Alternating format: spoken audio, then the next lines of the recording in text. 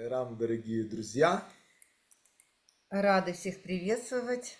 на нашей душевной встрече. И сегодня у нас очень интересный гость, доктор Акшай Шанти Калатия. Он преданный Свами. Он еще в прошлом веке начал свою деятельность в служении нашему дорогому Бхагавану.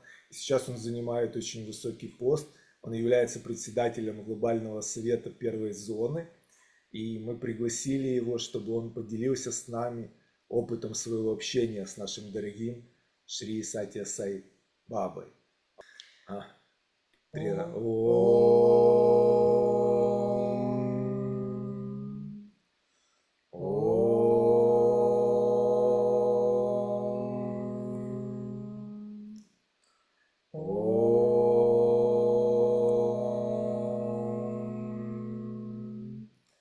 Шанти, шанти, шанти. Самаста лока сукхино бхаванту. Самаста лока сукхино бхаванту. Самаста лока сукхино бхаванту. Ом. Шанти, шанти, шанти. Сай Баба, мы посвящаем тебе эту встречу, просим тебя вести и направлять. Ом Сайрам. Юрочка. Jai Saram, Doctor. So they've introduced you and described your experience with Swami. So we have given this event into his hands. So that's your turn now. Om Shri Sai Ram. I offer myself at the divine lotus feet of Bhagwan Shri Satya Sai Baba.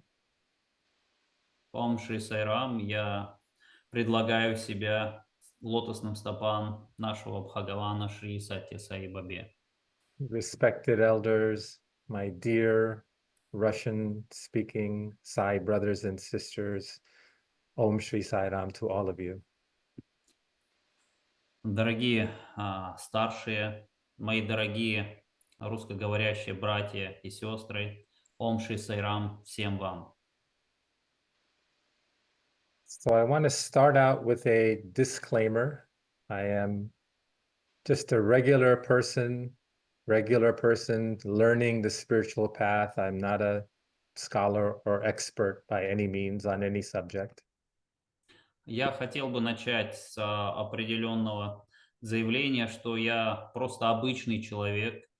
Я не являюсь каким-то знахарем книжных текстов или глубокой духовной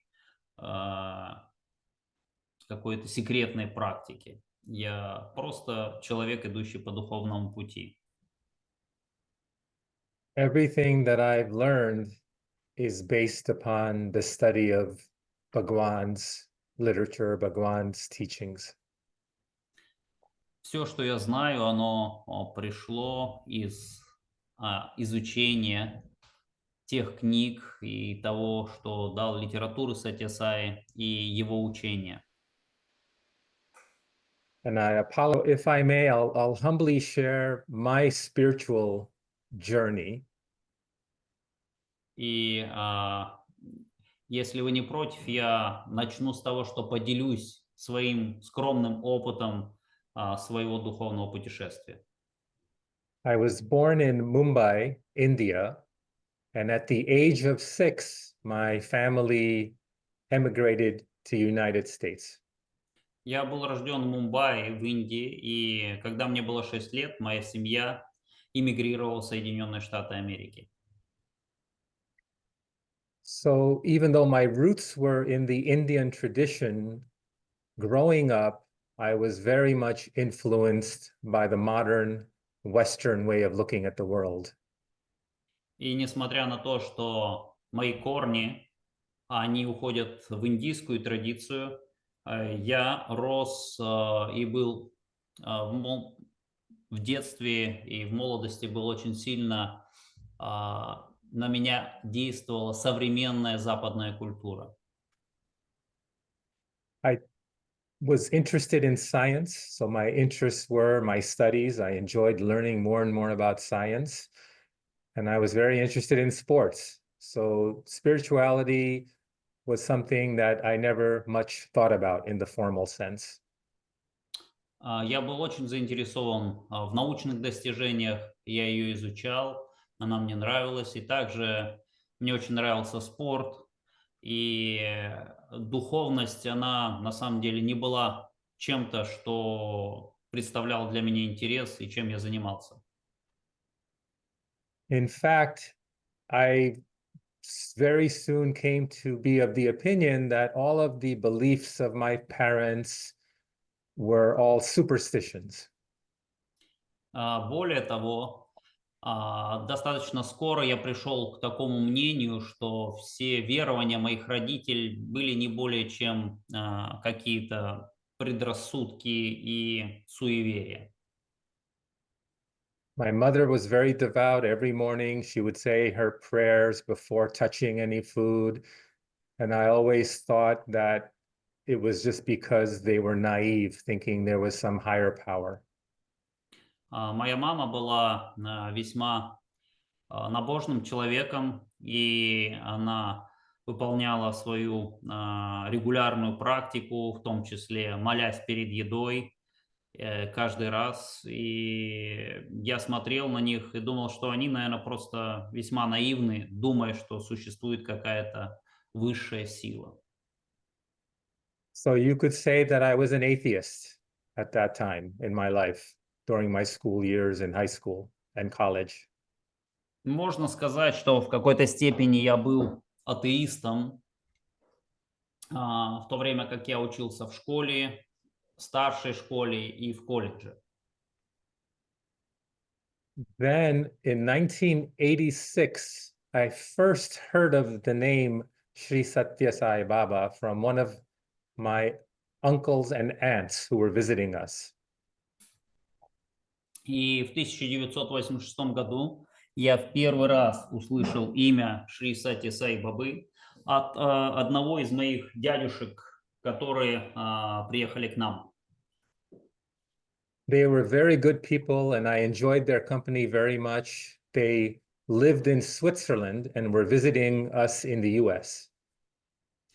Они были очень хорошими людьми, и мне очень нравилась их компания. Они жили в Швейцарии, и в тот момент просто посещали нас. And they started talking about this Satya Sai person, Sri Satya Sai, and I did not believe anything they were saying. И они начали говорить про этого человека, Шри Сати Саи, и на самом деле я тогда совершенно не поверил тому, что они говорили. They would tell me that he would manifest ash, that when they lost their keys, they were on a trip, they lost their keys, they were praying to him, and the keys materialized from the roof of their car. Они рассказывали мне про тот пепел, который он материализует, про материализовавшийся из-под крыши, так скажем, внутри автомобиля ключи, которые они потеряли во время путешествия и молились, чтобы они нашлись. I thought they were brainwashed, but I loved them very much and enjoyed spending time with them. Мне казалось, что кто-то промыл им мозги, но они были хорошие люди, мне они нравились, и, собственно, я оставил это как есть. So they invited me to come visit them in Switzerland after I finished my university studies. И они пригласили меня приехать к ним в гости и посетить их в Швейцарии после того, как я закончу занятия в университете своем. So my best friend and I decided we will travel throughout Europe for several months during summer vacation. Мы с другом, с моим лучшим другом, решили, что мы будем путешествовать по Европе несколько месяцев в течение своих летних каникул. He had family in France, and I had family in Switzerland.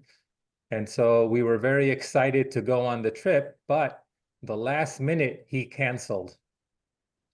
У него были там знакомые друзья, и у меня были мои родственники.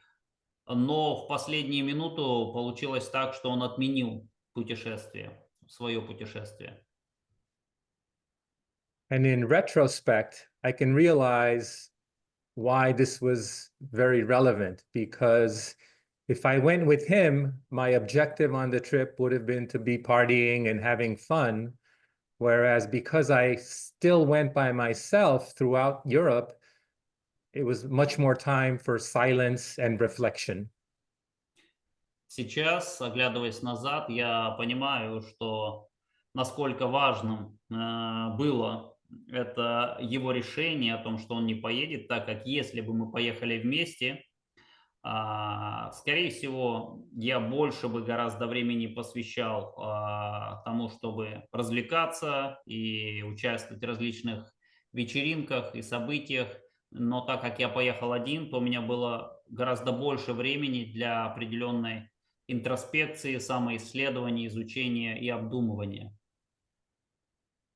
I traveled, visited many cities, and because Switzerland was in the center, whenever I became homesick, I would come and have home-cooked food and then go travel again. Так как Швейцария географически находится в центре Европы, то во время путешествий своих по Европе я иногда возвращался к своим родственникам, оставался у них на какое-то время, кушал домашнюю пищу и потом выезжал в другое путешествие. Many times my aunt and uncle would invite me to the Satyasai groups that were meeting in Montreux and Geneva. И много раз мои дяди и тетя приглашали меня на встречи сай-групп, которые были в Женеве. But I had no interest and would not want to go at all. Но у меня не было никакого интереса, и я не хотел туда ехать. By the end of my travels, I became tired, and every city looked the same, and it was very much the same thing over and over again. And at this time, they were going to attend a Sai retreat in Europe, in Switzerland. And they invited me to come. Normally, I wouldn't have said no, but they enticed me by saying it would be in the beautiful mountains and you would enjoy the sightseeing. И в конце своего пребывания я уже устал от всех поездок. Каждый город казался мне примерно одинаковым. И будучи в таком состоянии, мои родственники, они в это время должны были посещать Сай-ретрит. И они пригласили меня присоединиться. Обычно я сказал бы нет, спасибо, но они купили в каком-то смысле меня тем, что сказали, что этот ретрит будет проходить в прекрасной горной местности. So I went as a tourist for good food, for good hiking, and a good experience, not for the spirituality. Поэтому я согласился и поехал как турист, рассчитывая на красивые виды, на хорошую пищу, на отдых, но не за духовностью. The night before we were going to depart, I was always an avid reader. I love to read books, and my uncle had a large bookshelf with many books. So I was browsing the bookshelf at his books the night before we were leaving for the retreat. И в ночь, вечером перед выездом, мы должны были выехать на следующий день, я смотрел полку моего дяди с книгами, так как я очень люблю читать, я искал просто, чтобы почитать. And one book caught my attention because I was starting medical school. The book said The Holy Man and the Psychiatrist by Dr. Sandweiss. И одна из этих книг, она привлекла мое внимание, так как я в то время изучал медицину, и она называлась «Святой и психиатр» Самуэля Сандвайза. So I sat down and started reading the book. And after just only a few pages, I had the most incredible divine experience enter me. And all of a sudden, I had a revelation that there is a God and God is on earth. And I had profound tears streaming down my face. И буквально через несколько страниц со мной произошло очень сильное духовное переживание, откровение. Я понял, что Бог есть. И более того, что Бог живет в это время с нами на земле, и слезы струились обильным потоком из моих глаз. It was nothing in the book that intellectually made me understand. It was very ununderstandable at the heart level, where I was given the grace of this understanding. So it was like somebody turned the switch on and the light bulb was turned on inside. Этот опыт не был связан с каким-то интеллектуальным пониманием. Он пришел не из книги, и просто казалось, что кто-то, это был очень глубокий уровень, кто-то включил какой-то переключатель. И вот это понимание просто как лампочка включилась и осветила мой разум, мой ум.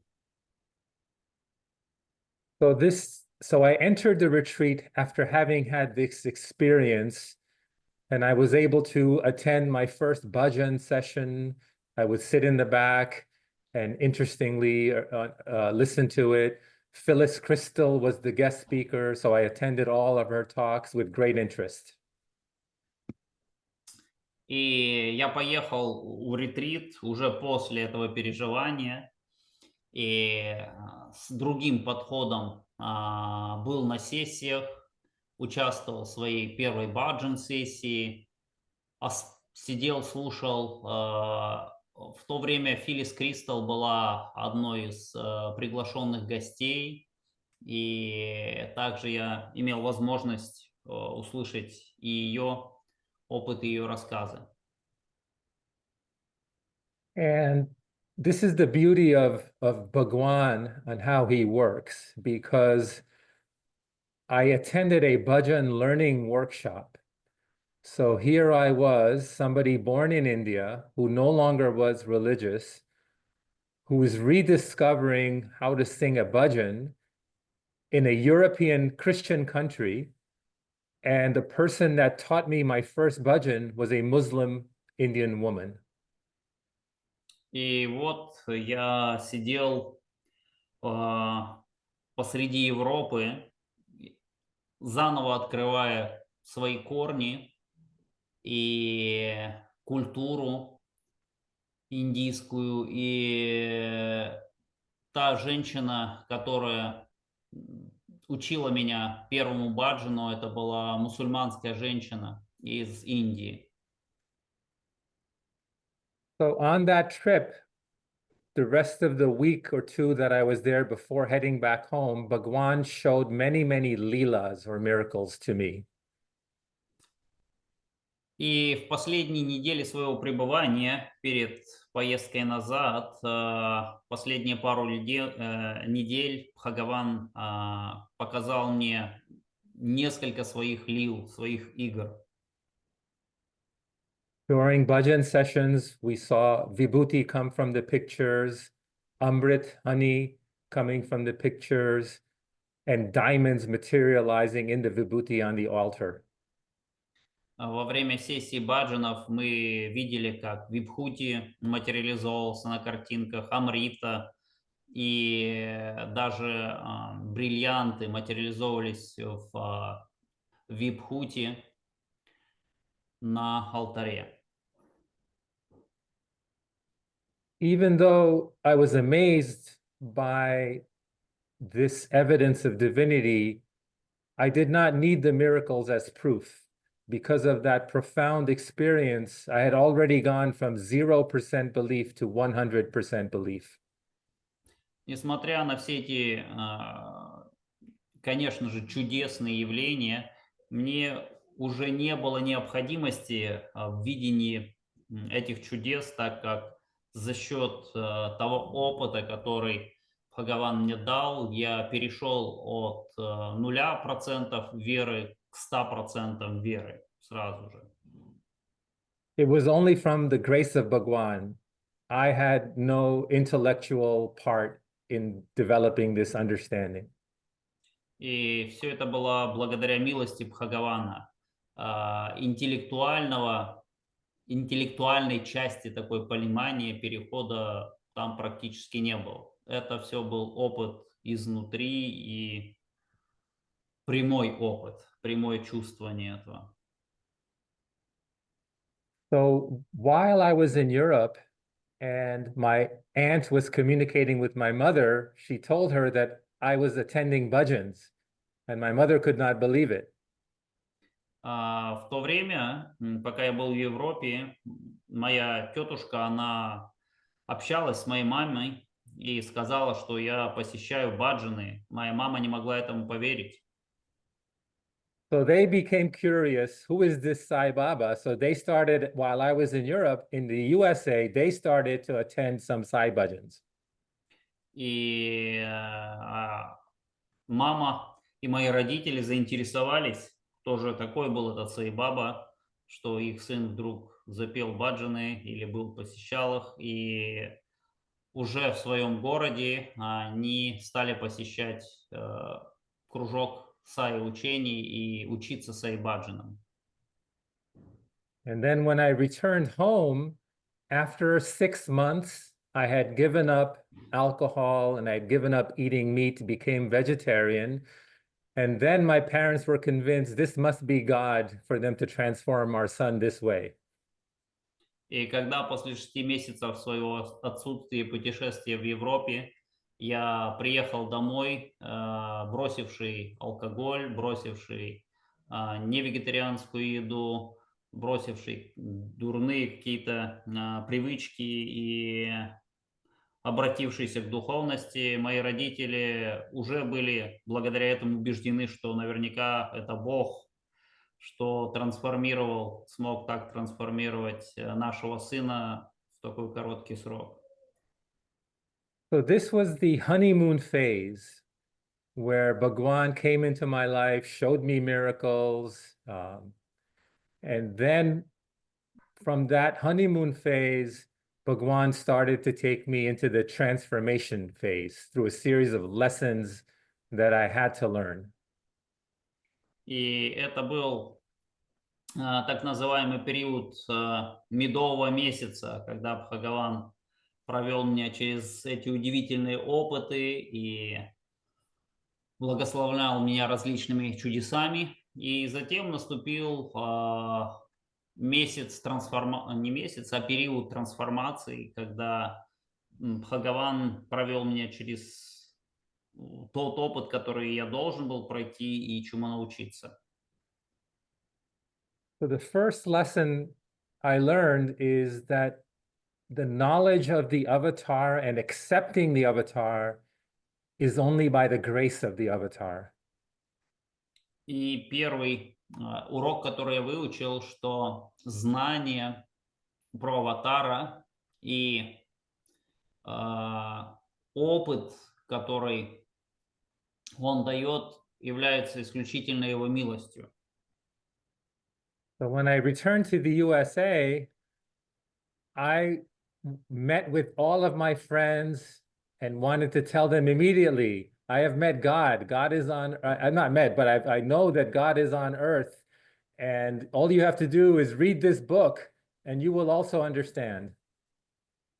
И когда я вернулся домой, я говорил своим друзьям: ребята, Бог есть на земле.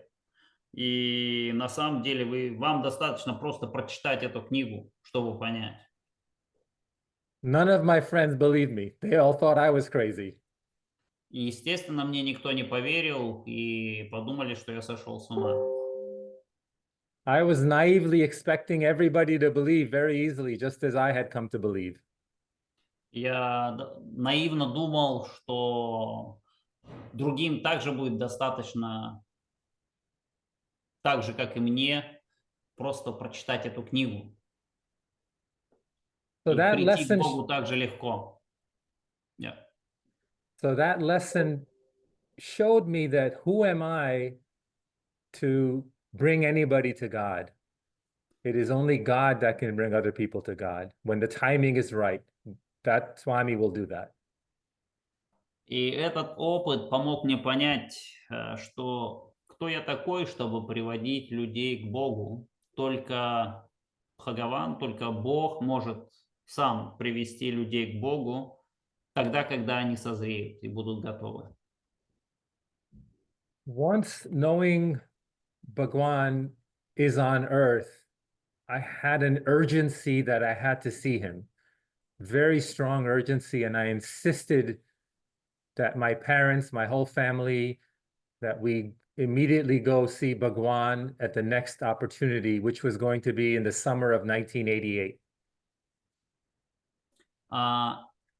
И зная про существование аватара на Земле, у меня было очень сильное желание встретиться, поехать и увидеть его. И я настоял на то, чтобы моя семья, все мы поехали и к Сати при следующей возможности, которая состоялась летом 1988 года.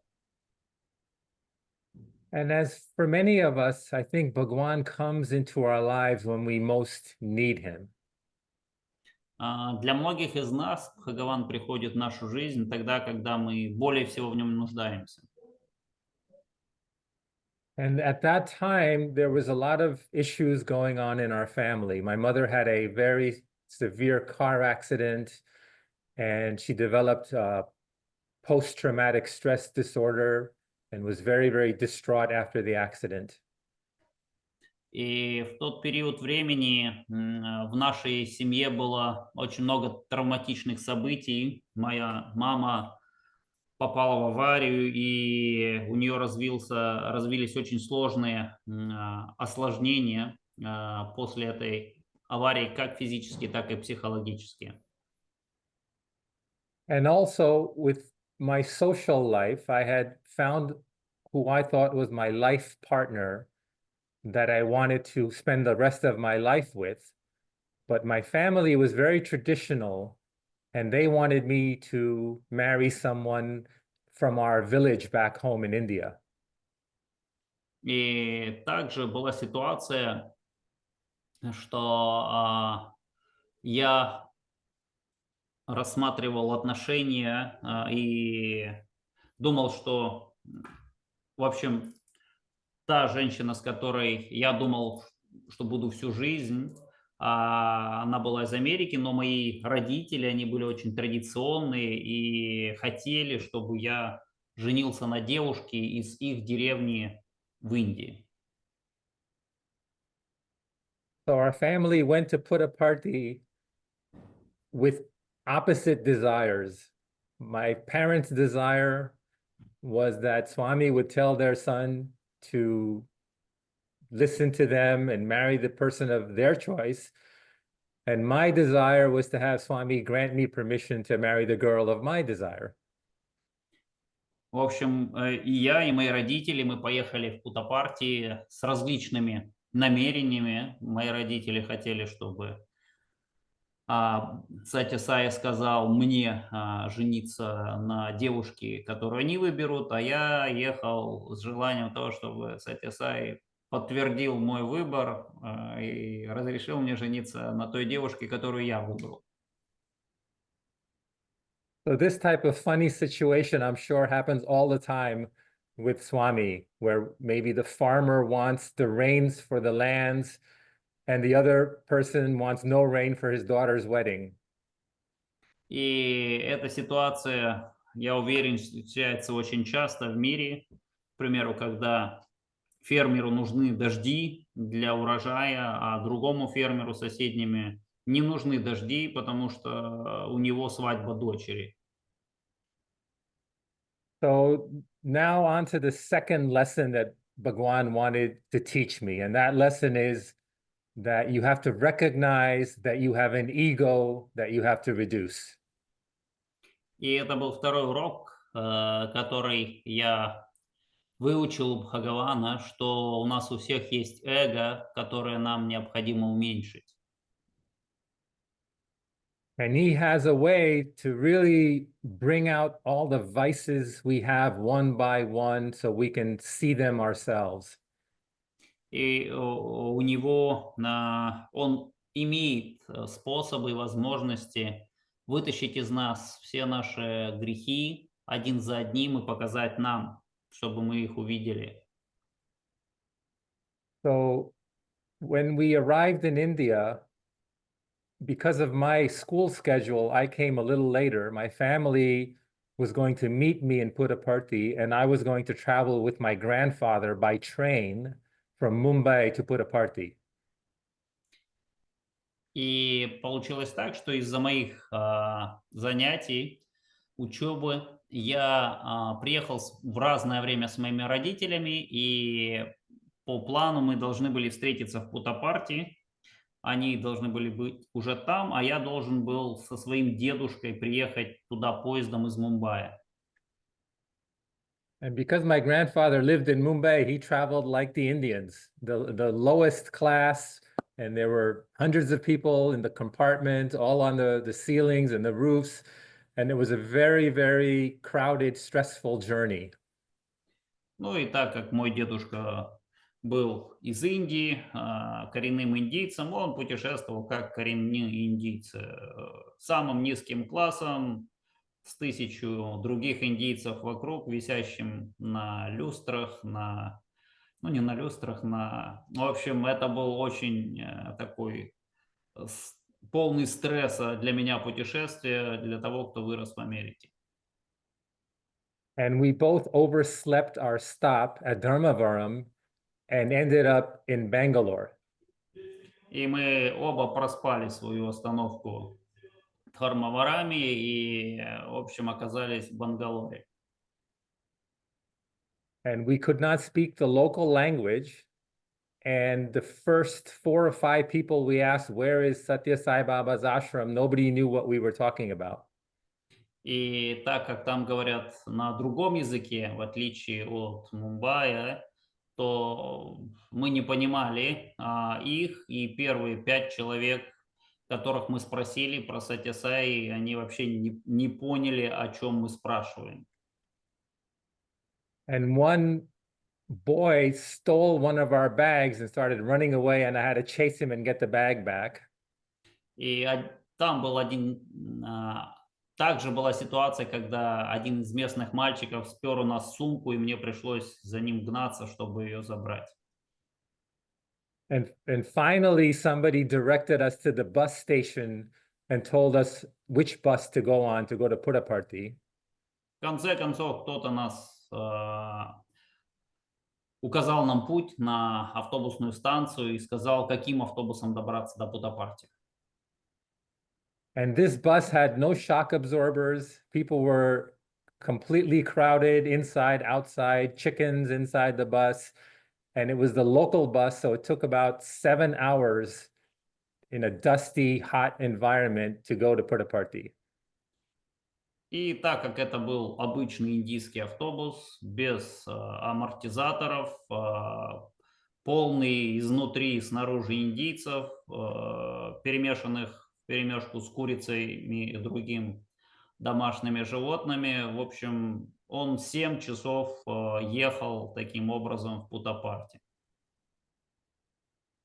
So we arrived at the ashram, and I was very, very flustered and not in a good mood. В общем, когда я в конце концов добрался в Путапарти, я был не в очень хорошем настроении, расположении духа, и тело. And so I'm very embarrassed to even tell this story that I'm going to tell, but we get to the accommodation office and there was a very senior man sitting at the desk. И на самом деле мне стыдно рассказывать эту историю, но когда мы приехали в Путапарти и пришли в accommodation, там сидел очень престарелый джентльмен. And I entered the room and he would not look at me and he kept writing on his paperwork. And I waited for 5 minutes. It seemed like 5 minutes. Когда я зашел в комнату, он что-то писал в своих записях и не обращал на меня внимания целых 5 минут, мне так показалось. So I lost it and I started yelling at the man, "Why aren't you looking at me? Can't you see that I'm here?" И я потерял самоконтроль и начал кричать на него, что ты что, не видишь? Почему ты на меня не смотришь? Мы здесь, стоим перед тобой. The poor man was startled and thought I must have been crazy, and he quickly handed the keys to the room and told me to leave. И служащий подумал, что, наверное, это какой-то сумасшедший, и он быстренько вручил мне ключи и попросил меня уйти. So as I tried to open the lock to the room, the Indian locks are very different from the American locks, and I was having a hard time opening the lock. I kept trying and it wouldn't open.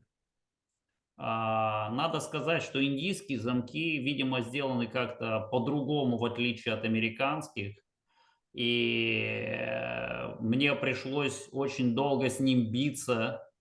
Я старался снова и снова и никак не мог его победить.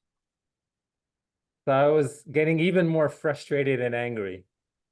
И, естественно, от этого я становился все более и более сердитым, злобным и впадал в определенную депрессию и фрустрацию. So finally, Swami gave me one little bit of wisdom, and I remembered to say Sairam, Sairam, Sairam, and I said it very fervently. И в конце концов Бхагаван, видимо, сжалился надо мной и благословил меня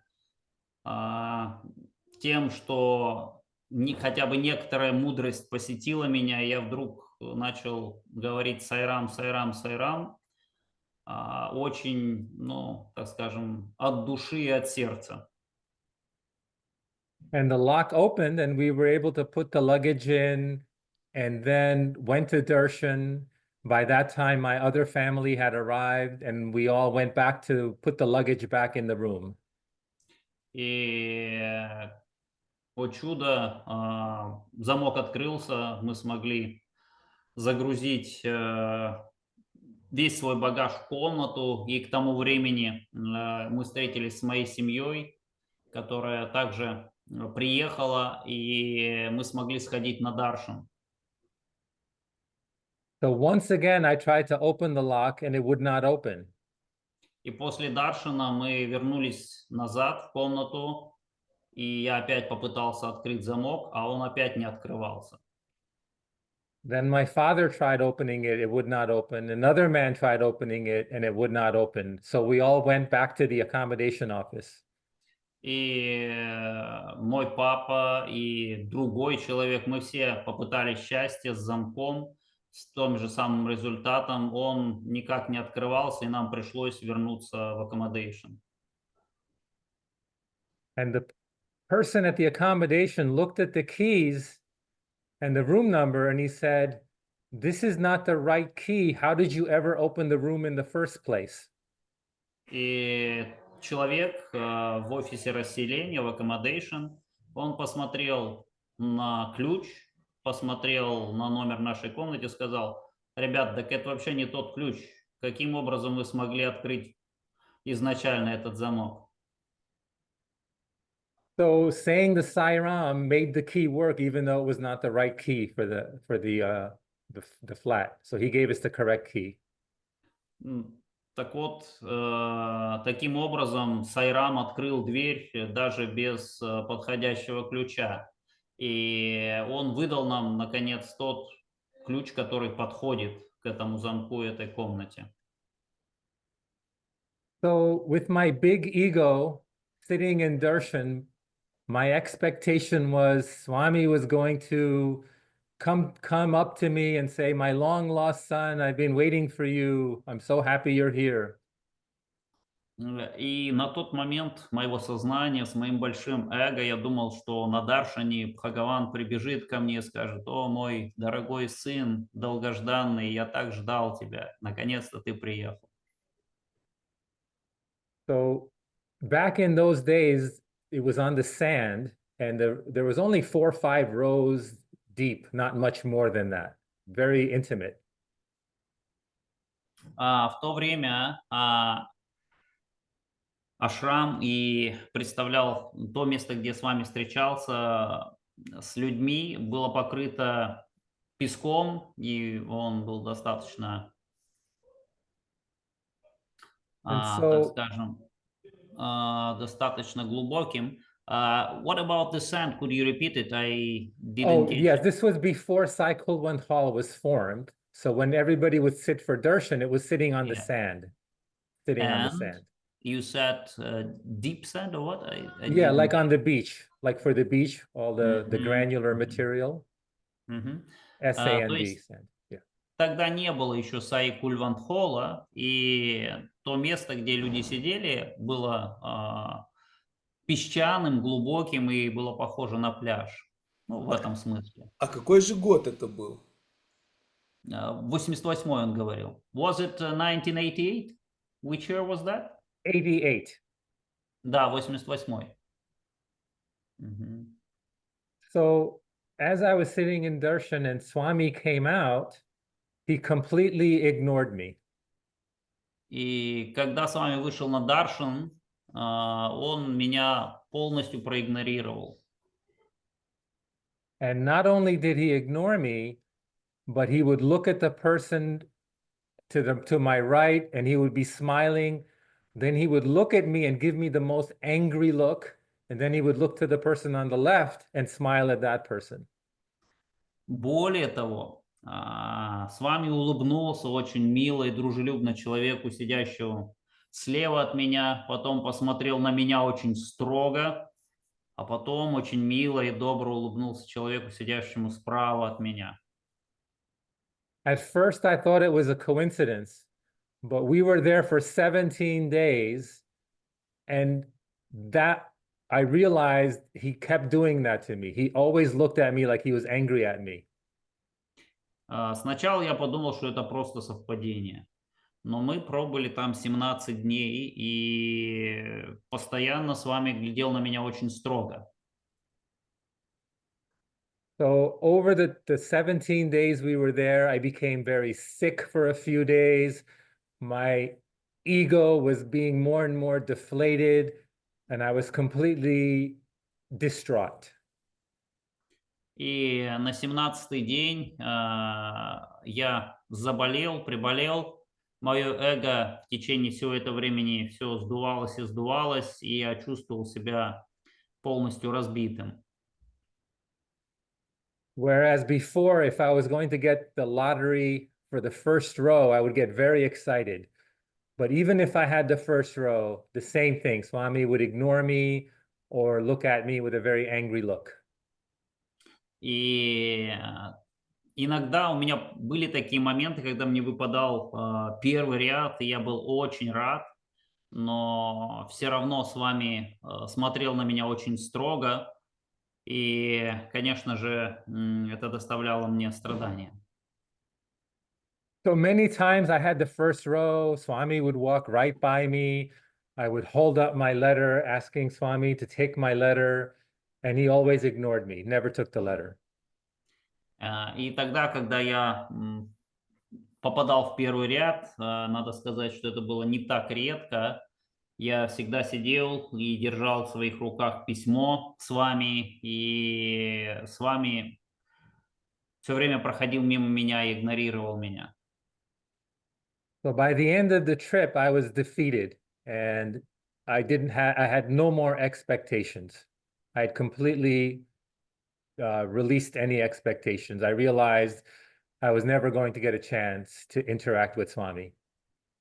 К концу нашего пребывания я полностью признал свое поражение. Я понимал, что я думал, что на самом деле у меня нет никакого шанса вообще с вами как-то поговорить, повзаимодействовать.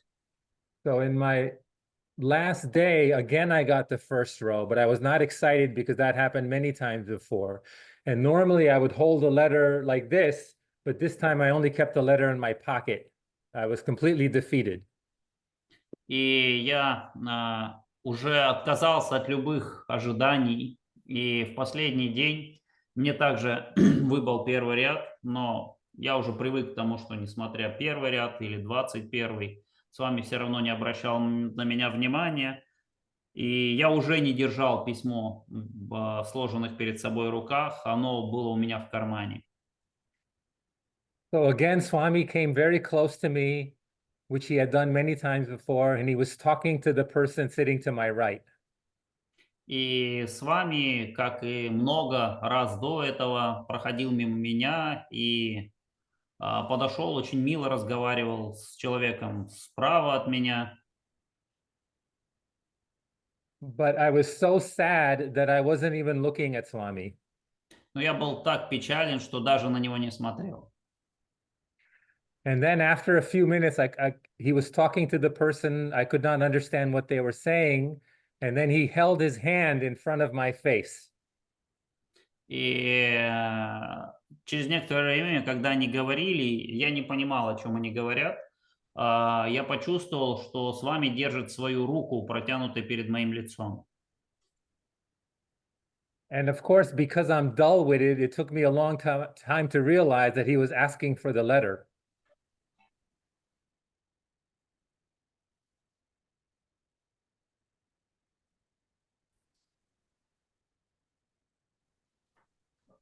Just a moment. Yeah, I'm sorry. There was an incoming call and I didn't hear the last portion. Could you please repeat it? So he was holding his hand, and because I'm dull-witted, I'm not the sharpest person in the world, it took me many, many seconds to realize that he wanted me to give him the letter. И он держал руку перед моим лицом, и так как я не самый быстро соображающий человек в мире, мне потребовалось достаточно много времени, чтобы понять, что он протягивает свою руку за моим письмом. So he held his fingers like this, and I was able to put the letter between the fingers, and he took the letter. Он держал пальцы вот таким образом, и у меня получилось вложить конверт между его пальцев, и он взял письмо. But he still never looked at me or talked to me. Но он все равно не говорил, не поговорил со мной и даже не смотрел на меня. So to provide a little bit of a backstory, one of the things that I could never understand is why did everybody want to touch Swami's feet? И вернувшись немножко назад, была одна вещь, которую я никогда не понимал. Это почему каждый хотел прикоснуться к стопам с вами. It's nothing that I verbalized, but in my mind, I was thinking, I have no desire to touch Swami's feet. И я не озвучивал это, но тем не менее у меня в уме была такая мысль, что я на самом деле, у меня и нет желания дотронуться до его стоп. So this was not a desire of mine. Это не было моим желанием. So after Swami took the letter, he kept standing there talking to the person next to me. And I have no idea why, but I fell at his feet. И после того, как с вами взял письмо, он разговаривал с человеком рядом со мной. Я даже не знаю, почему я пал к его ногам, пал к его стопам. And that was my last memory, because the next thing I remember is my hands were on his footprints on the sand, and everybody around me had left. И мое последнее было воспоминание, что я держу свои руки на его стопах, все остальные уже ушли. So the lesson I learned is that when you surrender is when you get rewarded. И урок, который я выучил, заключался в том, что когда ты полностью сдаешься, ты получаешь вознаграждение, полностью сдаешься воле Бога. And Swami has said that yearning for God leads to surrender, and that surrender is what leads to joy. Свами говорит, что стремление к Богу, тоска по Богу ведет к преданию себя Богу, и это ведет к радости. And so that small little step, he rewarded 100-fold, just to teach me this valuable lesson. И этот небольшой шаг, этот небольшой инцидент, он очень важен, он является великой наградой и на самом деле научил меня очень важные вещи в жизни. So not only did he take my letter, but he solved my problem, because he did not take my parents' letter, he took my letter. So that we all took that as permission that I could marry the girl of my choice. И он не только взял мое письмо, но одновременно с этим он не взял письмо моих родителей, поэтому наша семья поняла это как знак того, что Свами все-таки благословляет меня жениться на девушке моего выбора. And because it was Swami that didn't create a bad situation, and now my parents like my wife more than they like me.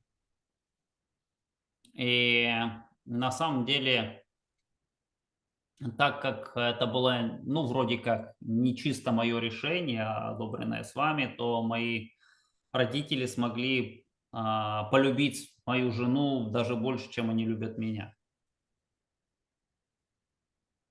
So another lesson that I learned very early on is there's a difference between a partial surrender and a true surrender. Еще один урок, который мне повезло выучить, это что есть большая разница между частичным преданием себя и полным преданием себя. Just verbally saying that I've surrendered is not really true surrender. True surrender is I have to be ready to do his will no matter what. Просто говоря о том, что я предаю себя тебе, не является настоящей преданностью. Настоящая преданность подразумевает полное выполнение того, что сказано с вами. And so when I was trying to decide after medical school which area of medicine I would do, I had 3 or 4 different options. I could not decide which medical specialty I wanted to do. И после моего медицинского колледжа у меня было 3 сферы медицинской деятельности, среди которых я выбирал, куда мне пойти. So I was deciding between neurosurgery, general surgery, and ENT surgery. Я решал между неврологической хирургией, обычной хирургией и ЛОР-хирургией. And so because I didn't know what to choose, I had heard from other people that if you want to help Swami decide, you write down the choices on a piece of paper and shuffle it, pray to Swami, and pick up a piece of paper for the answer. И я слышал, и мне советовали о том, что если не можешь решить и хочешь попросить совета с вами, то напиши те выборы, которые у тебя есть, помешай их очень хорошо, ну, помолись с вами и тяни. So I did that, and I picked up the piece of paper, and I didn't like the answer. So I did it again a second time, and I didn't like the answer. And I realized that that was not true surrender, because I, in my heart, wanted to do something, and it was not fair to pretend that I want Swami to choose when I myself really wanted to choose. И получилось так, что я сделал, как советовалось, помешал, помолился с вами, вытащил, и ответ мне не понравился. Поэтому я решил сделать это еще раз, вытащил, и опять он мне не понравился. И я понял, что на самом деле моя преданность не является настоящей, и где-то я, естественно, кривлю душой, что у меня есть определенное желание, таким образом ответ с вами как бы не совпадает с моими желаниями. So I stopped doing the chits because I realized I still had a long way to go to learn how to truly surrender. И я перестал делать таким образом, потому что я понял, что мне еще предстоит пройти долгую дорогу, чтобы прийти к полному преданию себя, его воле. Another lesson that I learned early on, and by the way, there's a lot more lessons that I need to learn, and I'm by no means saying that I've mastered any of these lessons. They're just lessons that I know I need to keep learning. И, в общем, я хочу сказать, что у меня много уроков, которые мне предстоит выучить, и я ни в какой степени не хочу сказать, что я их уже выучил. Просто констатирую факт, что с вами дал мне возможность увидеть эти уроки, и мне их еще предстоит освоить. So the next lesson that Swami wanted me to learn is humility. И следующий урок, который с вами хотел меня научить, это смирение. By this time, I had finished my medical training, and I wanted to go serve in Swami's hospital. So I would go with the group of doctors and had the opportunity to serve in Bhagwan's hospital. И к тому времени я уже закончил свое медицинское образование и хотел послужить в госпитале с вами. И я поехал с группой других докторов, чтобы служить там. So I had finished my training just a couple of years back and had all the latest techniques and all the newest operations, and I was all ready to contribute. И ситуация была такова, что я пару лет назад закончил обучение, я знал все современные техники и был полон желания именно внести свой вклад в это дело. And I very soon realized that without my staff, without my instruments, without my infrastructure, there was very little that I could do. И я очень скоро осознал, что без всех тех моих инструментов, которые я имел дома, без той инфраструктуры, которая там была в США, и всех тех удобств и возможностей, я очень мало что мог сделать в Индии. So it made me realize that I am just one part of the machine, and every part of the machine is very important. And I have to appreciate and respect every part of what allows me to do what I'm able to do. И можно сравнить это с тем, что я часть машины, и множество других людей также являются ее частями, и необходимо ценить все части, которые позволяют мне сделать то, что я могу сделать. And Swami was a great example in every lesson that he taught. At the physical level, he would exhibit for us to learn from watching his behavior. И с вами всегда был великолепным примером того, как поступать, и на физическом уровне своей жизни он передавал это наилучшим образом для всех нас. So I often had the privilege to be able to sit on the veranda where I could watch Swami interact very closely with the devotees. У меня была великолепная возможность наблюдать, как с вами обращается и общается со своими преданными, сидя на веранде. Ну, я сидел на веранде и мог это наблюдать. And he was so sweet and so humble. His voice was so soft. And even though he knows everything, he would act as if he did not know anything. Он был очень мягок, очень любящ, его голос был очень мягким, и несмотря на то, что он все знал, он действовал так, как будто бы не знал ничего. He could command anything and people would jump, but yet he exhibited humility and would ask to demonstrate to us how we should be behaving.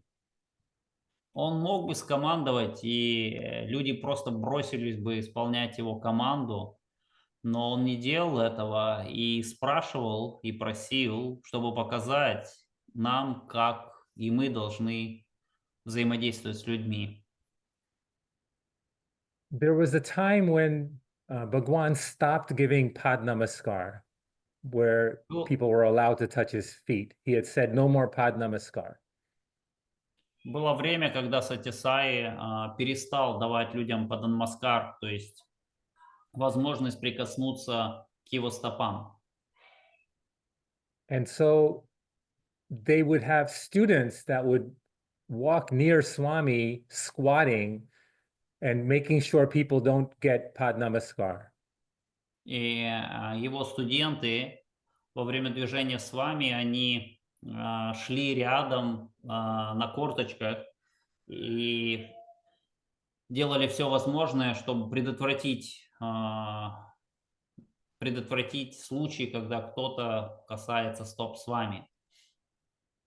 And I heard a story from one of the students that first of all, anybody would want that privilege to be able to do that for the avatar and squat in front of him. И на самом деле все, конечно же, желали такой привилегии быть рядом с аватаром, идти рядом с ним на корточках.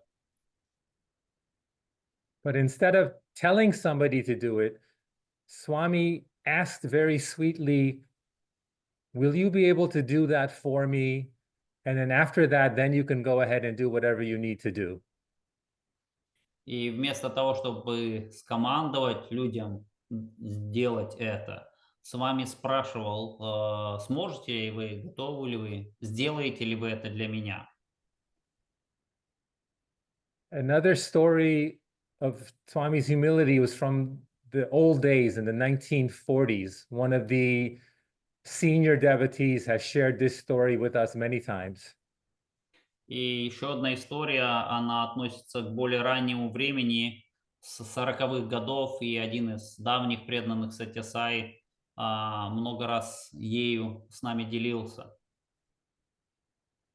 In the 1940s, when they started doing bhajans in homes, Swami would come in person and help them get everything ready to start the bhajans in Bangalore. В далеких 40-х, когда они начинали петь баджаны в домах, у себя дома, с вами приходил к ним лично и помогал организовывать все, что необходимо для пения баджанов. He would act as a friend and a family member and showed them how to arrange things, how to adjust the photo, and joked around with them as if he was their friend. Он приходил к ним как член семьи, как друг и помогал все выстроить необходимым образом, куда поставить фото, как организовать пространство, шутил с ними. Even though it was Swami that they would then worship and sing bhajans to. Хотя он и был тем свами, которому они поклонялись и кому пели баджаны. One day, while everybody was busy getting the bhajan hall ready, they realized they couldn't see where Swami was. Where had Swami gone? Однажды, в то время, когда они готовились к пению баджанов, вдруг они обнаружили, что они не знают, куда делся Свами, куда он ушел. So they walked around looking for Swami and they realized he had gone to the storage room. И они пошли его искать и обнаружили, что он ушел на склад. And they were shocked and horrified because they saw Swami was arranging everyone's shoes and slippers into neat rows. И они с ужасом обнаружили Свами, который организовывал, так скажем, переставлял туфли, обувь каждого в красивые ровные ряды. And the elders immediately wanted to try and stop Swami from doing this. И, конечно же, некоторые сразу же попытались остановить Свами от этого занятия. But Swami just humbly said, "You people were so busy, you forgot to put these sandals in proper order. So I decided to do it since I don't have any work to do."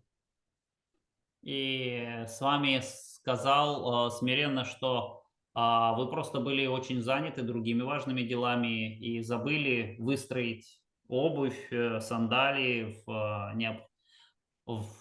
красиво, ровно. Поэтому я решил, что я могу сделать эту работу в то время, как вы занимаетесь другими важными делами. All of the great masters throughout civilization have always exhibited this trait of humility. Все великие мастера, приходившие к нам, все великие учителя, они показывали вот это качество смирения, которому они учили людей. There are many examples of Jesus doing the same thing. Есть много примеров того, как Иисус делал тоже. He would interact and even touch and with people from all levels of society, people that normally would be looked down upon. Он взаимодействовал, разговаривал и даже трогал, дотрагивался до тех людей, которых в том обществе, которым нельзя было прикасаться, на которых смотрели сверху вниз.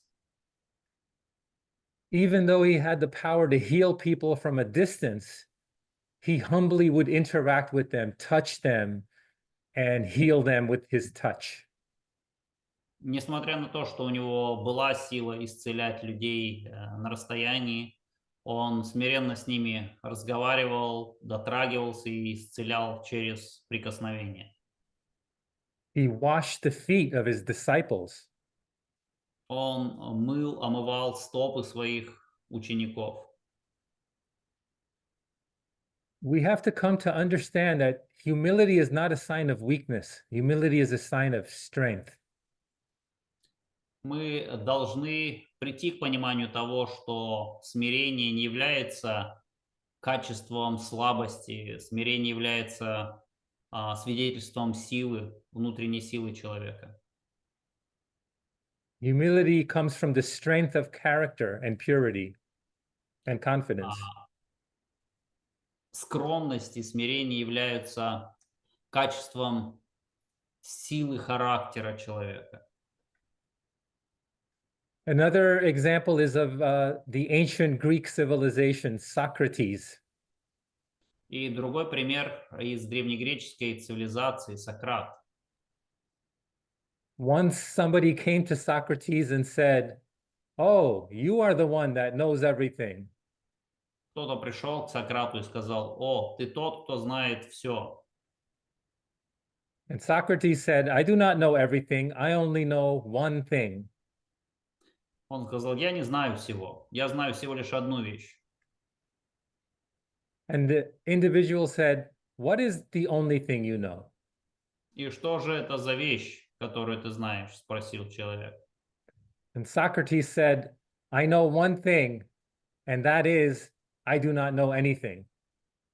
Сократ ответил, что я знаю одну вещь, и она состоит в том, что я ничего не знаю. And Swami, in one of his discourses in 1977, Swami is addressing the students. И в одном из своих бесед в 1977 году с вами обращался к студентам. And this is Swami's quote. Swami says, "You are thinking that you know everything. And people come to you and say, oh, you have been attending Satya Sai summer classes. Do you know everything?" И я сейчас процитирую с вами. С вами сказал, что вы думаете, что вы все знаете. Люди приходят и говорят вам: «О, вы посещали летние курсы Бхагавана по культуре, вы все знаете». And Swami says, at that moment, you should conduct yourselves in a manner that you do not know anything. И когда в таком случае люди приходят и спрашивают, вы должны вести себя таким образом, как будто вы ничего не знаете. And so the spiritual lesson is that really one does not know anything until he knows the Atma, his true divine self. И духовный урок из всего этого состоит в том, что никто в действительности не знает ничего до тех пор, пока он не познает атму, свою божественную суть.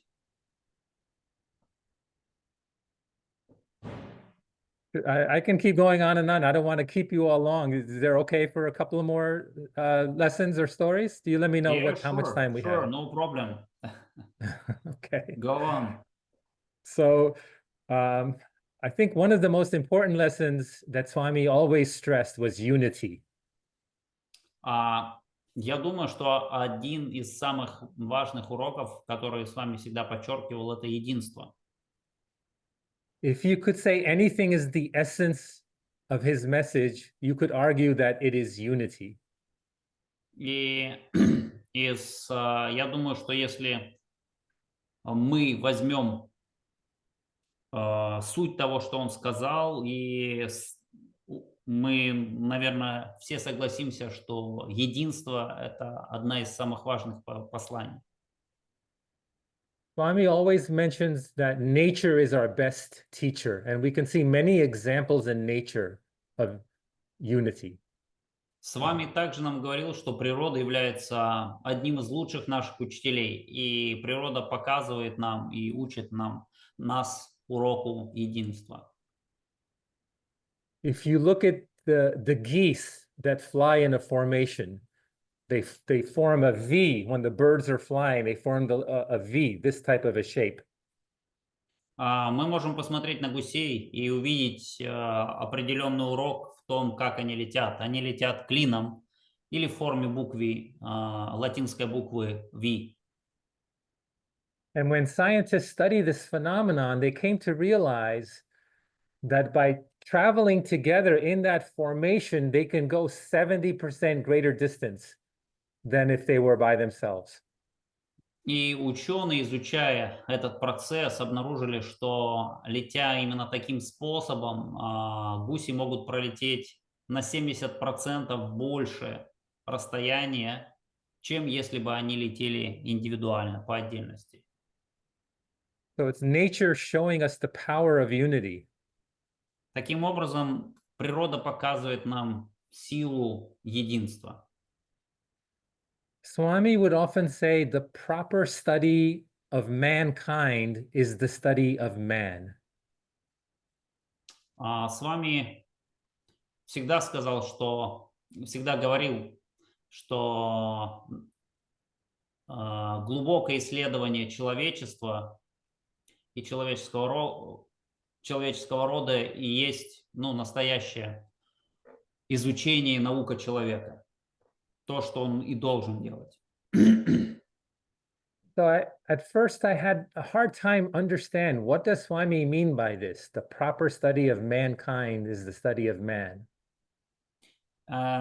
Изначально для меня было нелегко понять, что он подразумевал под этим, что изучение человечества есть, настоящее, то, что должен человек действительно учить и изучать.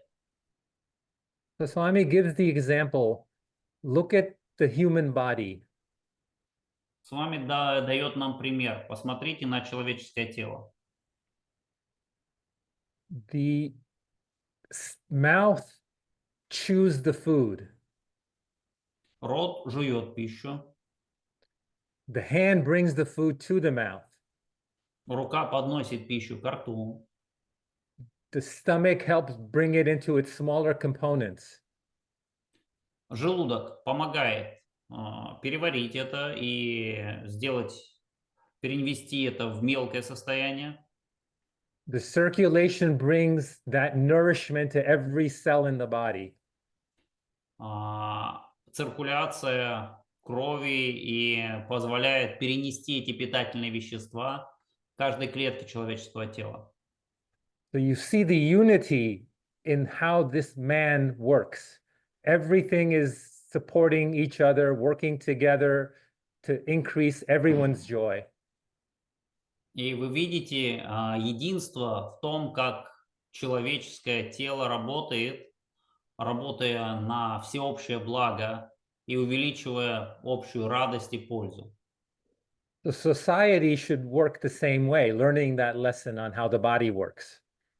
И общество должно выучить этот урок и трудиться подобным же образом, как работает человеческое тело. Also, when the body is walking and it steps on a thorn, Когда тело трудится и, к примеру, наступает на какой-то шип, immediately the hand goes to remove the thorn from the toe. сразу же рука направляется к тому месту, чтобы помочь извлечь шип из ноги или того места, куда она вонзилась. There's no analysis. Should I do this? Is it the right time? Is it the right place? Will I do harm? Will I do good? It's an immediate reaction. Нету какого-либо размышления, подходящее ли время, будет ли это хорошо или плохо. Рука просто сразу же реагирует и делает то, что должно. Immediately the tear comes down from the eyes. И сразу же появляются слезы, которые бегут из глаз. So Swami says this is how society should be. When we see others suffer, our heart should stir because we should be empathizing that deeply with them. И с вами говорит, что общество должно работать сходным образом. Когда мы видим, как кто-либо страдает, наше сердце должно дрогнуть, и мы должны предпринять необходимые усилия для того, чтобы помочь этим людям или человеку. And Swami often would give very humorous stories to help us learn better. И очень часто с вами также приводит нам смешные истории, чтобы помочь нам понять что-либо лучше. And one story he shared in many, many discourses, I'm sure many of you may have heard it, is the story of the importance of the fingers. Importance of what? The fingers of the hand, the fingers. Ага, окей. И одна из историй, которую он приводит, и наверняка вы о ней уже слышали, это история про пальцы. So this is the way Swami tells the story. Свами рассказывает это следующим образом. So the thumb starts talking with a very arrogant attitude and said, without me, you guys are powerless. Try to do something without my support.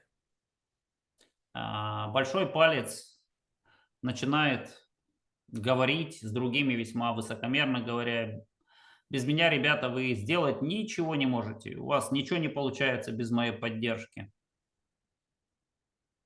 Then the middle finger laughs out loud and says, you dwarf, I'm the tallest one here, and I'm in the most important position. Don't you know that any photo, the most important person has to be in the middle seat? I'm in the middle. I'm the most important. И тогда говорит средний палец, говорит: эй, ты, карлик, неужели ты не знаешь, что на любой картинке самый важный человек располагается посередине? А я посередине как раз и самый важный. Значит, соответственно, я самый значимый. And then the ring finger is listening and looks around with a dignified authority that only a rich person can have. And he says, you guys forget my status. Everybody puts their valuable rings on my finger, and that means that I'm the most important and most wealthy.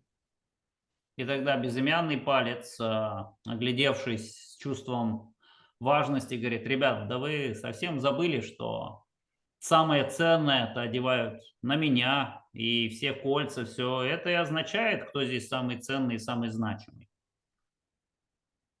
Then the index finger becomes very angry and says, don't you guys know that when anyone needs to put someone in their place, or when he needs to show him something, I am the symbol of power and authority. И тогда указательный говорит: да вы что, ребят, совсем сбрендили? Вы что ж, не помните, что когда кто-то хочет на кого-то, на что-либо указать или показать, или наказать кого-либо, вот, всегда использует палец силы и власти. И это я. And then the little finger starts boasting. That means nothing. I am the most spiritual finger. Because don't you realize when man prays to God, I am the closest to God.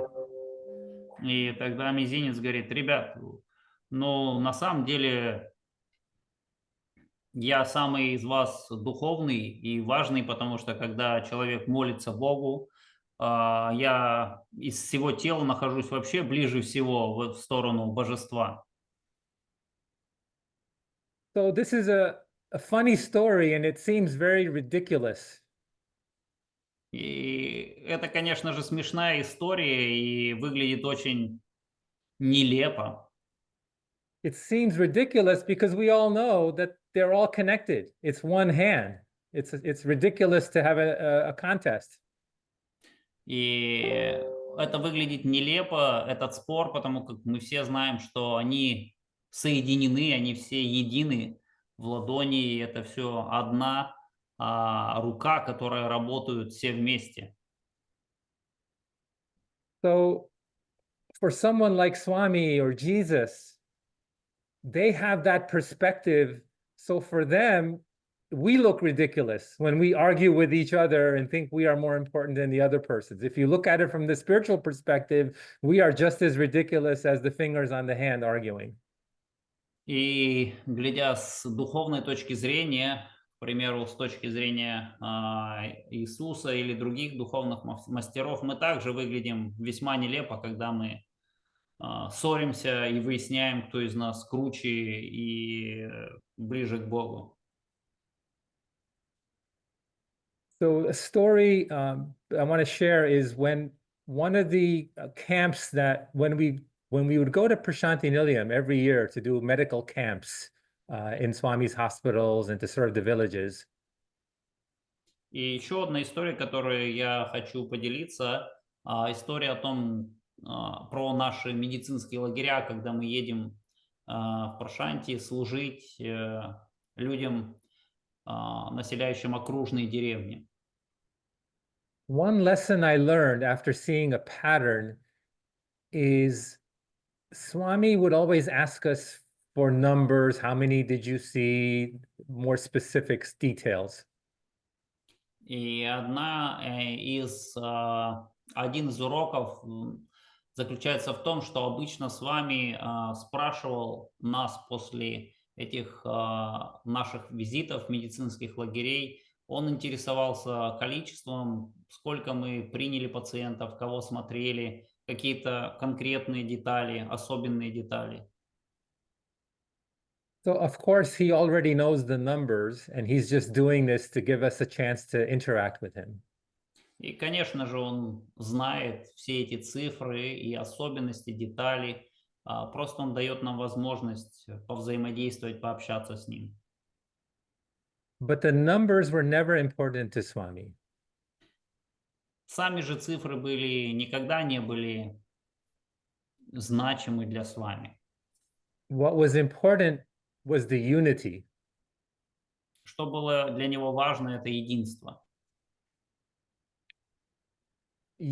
Years where there was some factions or disagreements or lack of harmony, Swami would ignore us. В те времена, когда были какие-то внутри нас ссоры или несогласия, или какие-то другие раздрай, так скажем, с вами нас игнорировал, не уделял нам внимания. But when we were working together and cohesive and in harmony, then he would give us lots of attention. Но в те времена, когда мы работали слаженно, в единстве друг с другом, с вами одаривал нас щедро своим вниманием. He did not care about the quantity of what we were doing, it was the quality. Он заботился не о количестве сделанном нами, а о качестве. So whenever we do any work for Swami, the results are under his control. The process is what we should focus on. Когда мы делаем какую-либо работу для Свами, мы должны осознать, что результаты этой работы, они принадлежат ему. И не заботиться, не концентрироваться на них, а сконцентрироваться на самом процессе работы, на самом процессе служения. And so the unity and the purity in which we work together, loving each other, supporting each other, it's better to treat one person that way than 100 people without love and without unity. То чувство любви, единства и слаженности работы, в котором мы производим служение, вот это самое важное, и лучше одного человека предоставить ему такое служение в таком духе, чем предоставить служение сотни людей в другом умонастроении и состоянии. Swami has said that if he wanted something done, if he wanted to heal somebody or get a project done, Swami said all he had to do was snap his fingers and it would be done. But what he does is he gives us the opportunity to work for him so we can learn lessons, so we can put into practice these important spiritual principles. And that's why he gives us all of these opportunities, not so we can do the work, because he doesn't need us to do the work. It's for us to redeem our lives, to learn the lessons we need to learn. С вами говорил, что если бы мне нужно было сделать, что бы то ни было, для меня абсолютно легко по щелчку пальцев сделать все, что необходимо.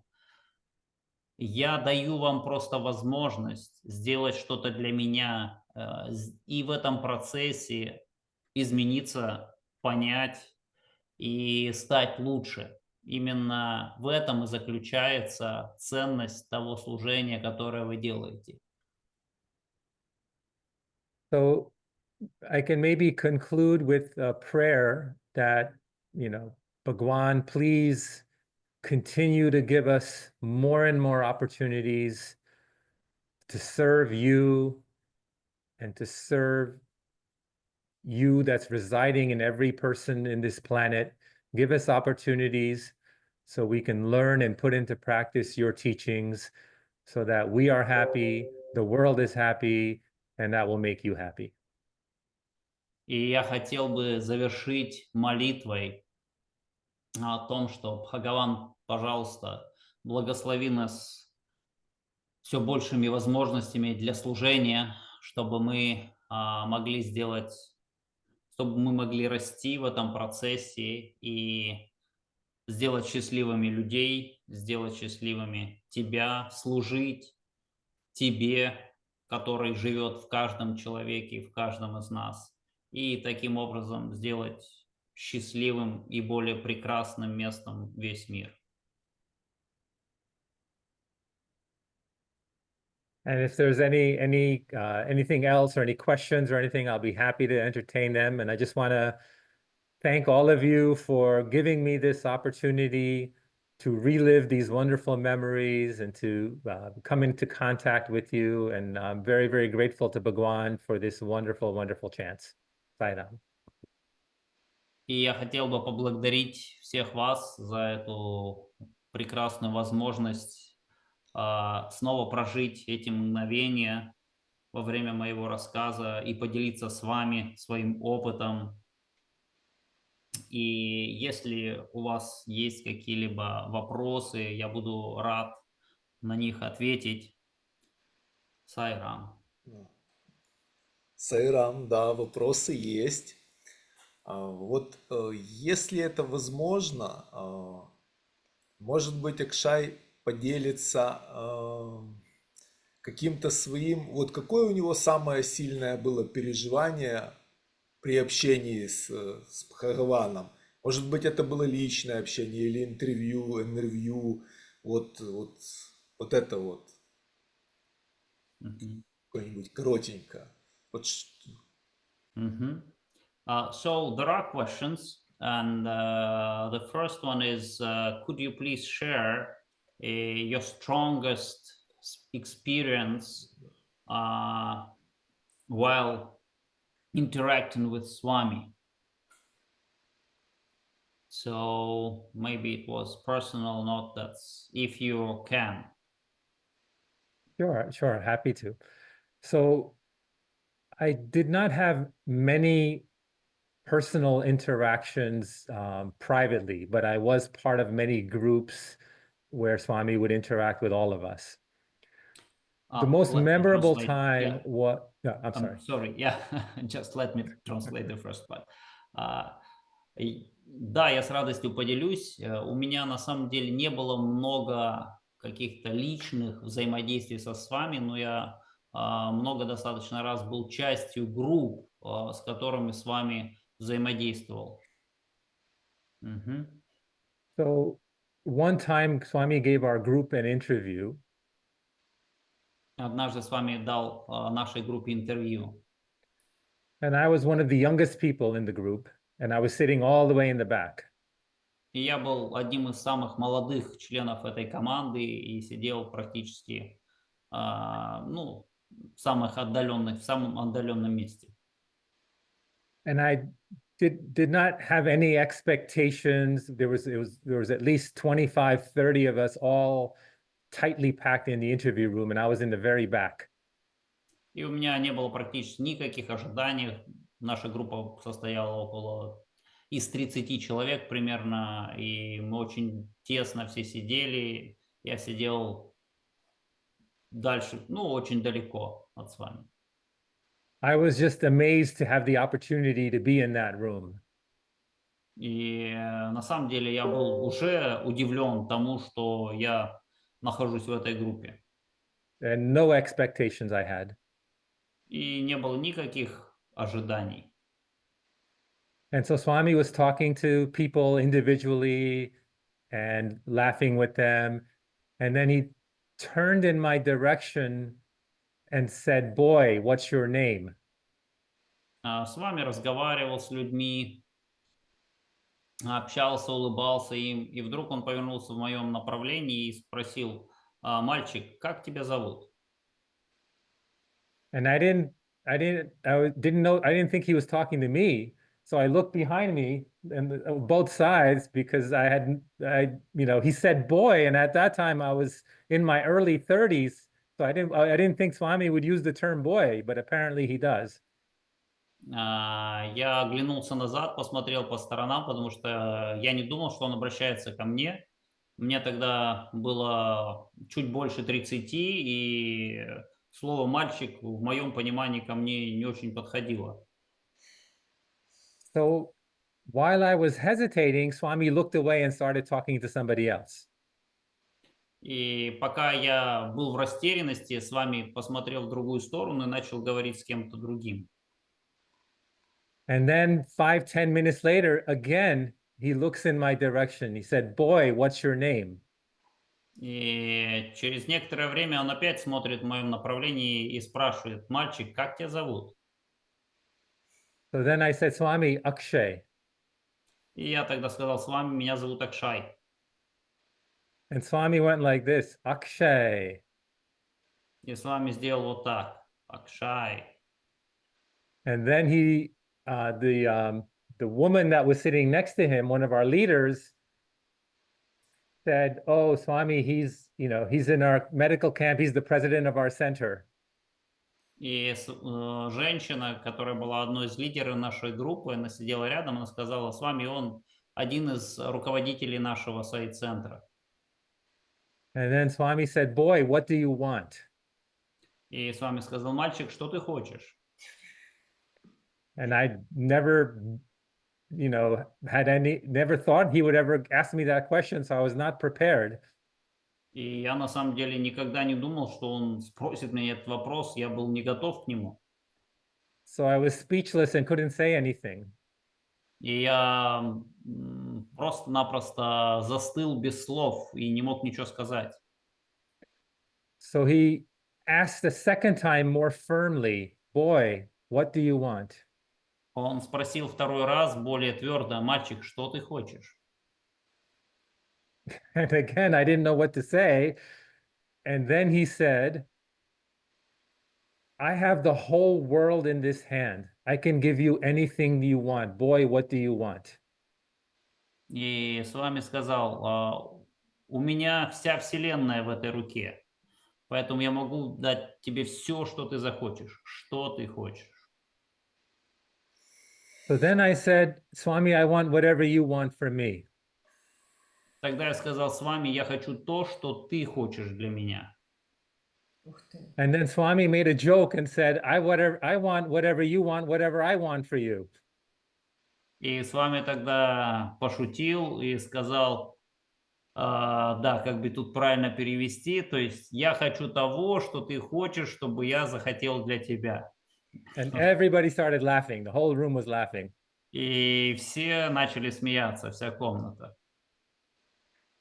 And then again he said, boy, what do you want? И в третий раз он спросил: «Что ты хочешь, мальчик?» So then I said, Swami, I want you to cleanse me. И я тогда сказал: «С вами я хочу, чтобы ты меня очистил». So he looks to the person sitting at his feet and he says, he wants me to give him a bath. И с вами посмотрел на человека, что сидел рядом со мной, и сказал: «Он хочет, чтобы я его душем помыл, что ли?» And everybody started laughing. И все опять начали смеяться. And then he said, boy, what do you want? И опять: «Мальчик, что ты хочешь?» And I have no idea why I said this, but then I blurted out, Swami, I want a ring. И я не знаю, почему я это сказал, но я выпалил: «С вами хочу кольцо». And Swami made this reaction like I'm giving this kid anything he wants and he wants a ring. What an idiot. That's the kind of look Swami gave me. И с вами сделал удивленное лицо, типа я ему могу дать все, что он хочет, а он кольцо попросил. Что за идиот? And then Swami beckoned to me and said, come here. and I had to И, walk through all the crowd, and he right in front of my face, he manifested a ring for me, and he slid it on my finger, and he said, "Perfect fit." и с вами поманил меня к себе, я пробрался через всех этих людей, сидящих там, с вами сделал перед моим лицом вращательное движение, сотворил кольцо, одел на меня и сказал, подходит идеальным образом. So that was my most intimate moment with Swami. But if there's time, maybe I can tell you a little bit more about what happened afterwards. И это был, наверное, мой самый такой близкий и личный опыт с вами. И я, наверное, могу вам рассказать, что случилось после этого. Да. Because everything Swami does has very deep significance that we don't understand. Потому как все, что делает с вами, имеет очень глубокое значение, которое мы не понимаем. So when my mother found out Swami gave me a ring, of course, she was very excited and she wanted to see me in the ring. И, конечно же, когда моя мама узнала о том, что с вами сотворил для меня кольцо, она была очень радостна и хотела видеть меня с кольцом. So we lived very far away from each other. It was a 1,000-mile distance. В то время мы жили очень далеко друг от друга, дистанция была в 1000 миль. So they would usually visit every summer when the children were on holiday, so they could be with the children. И они обычно приезжали каждое лето, в то время как наши дети были на каникулах, чтобы побыть с ними. But the ring Swami manifested was at the end of November. And so she couldn't wait to see the ring, so they made a special trip to see us in January. Но так как с вами материализовал для меня кольцо в конце ноября, то ждать было очень долго, и поэтому они выбрались на специальную поездку в январе. And so my mother had been having lots of aches and pains from her accident, the car accident that I talked about when we first came to Swami. So she's always had some aches and pains, but she never liked to see doctors. Моя мама, она страдала от множества болей после после той аварии, которую я упоминал вам. Но на самом деле она никогда не любила посещать докторов. So one of the leaders of our camp, Dr. Gita, is in our center. So I told her, why don't you see Dr. Gita while you're visiting us and see what she says? И в нашем центре была одна доктор Гита, и я сказал своей маме, почему бы тебе не посетить ее и не получить консультацию в то время, пока ты будешь гостить у нас. And so she did, and Dr. Gita found that she had a mass on her breast. И она так и сделала, и доктор Гита нашла определенное уплотнение в ее груди. And Dr. Gita is a cancer doctor. И доктор Гита, она врач-онколог. So my mother spent the next 6 months living with us while she underwent cancer treatment. И оказалось так, что моя мама прожила следующие 6 месяцев с нами в то время, когда она проходила лечение от рака. And when I would go with her to her chemo treatments, she would always touch the ring that Swami manifested, and it gave her so much strength and faith. Every time she had a treatment, Swami's ring would be with her. И все то время, пока она проходила химиотерапию, она постоянно дотрагивалась до кольца с вами, и это давало ей силу и веру. И кольцо с вами, можно сказать, было с ней сквозь все лечение, то есть все время во время ее прохождения лечения от рака. So if my mother had waited until the summer when she normally comes, the cancer would have been more advanced and not been able to be treated. И если бы моя мама приехала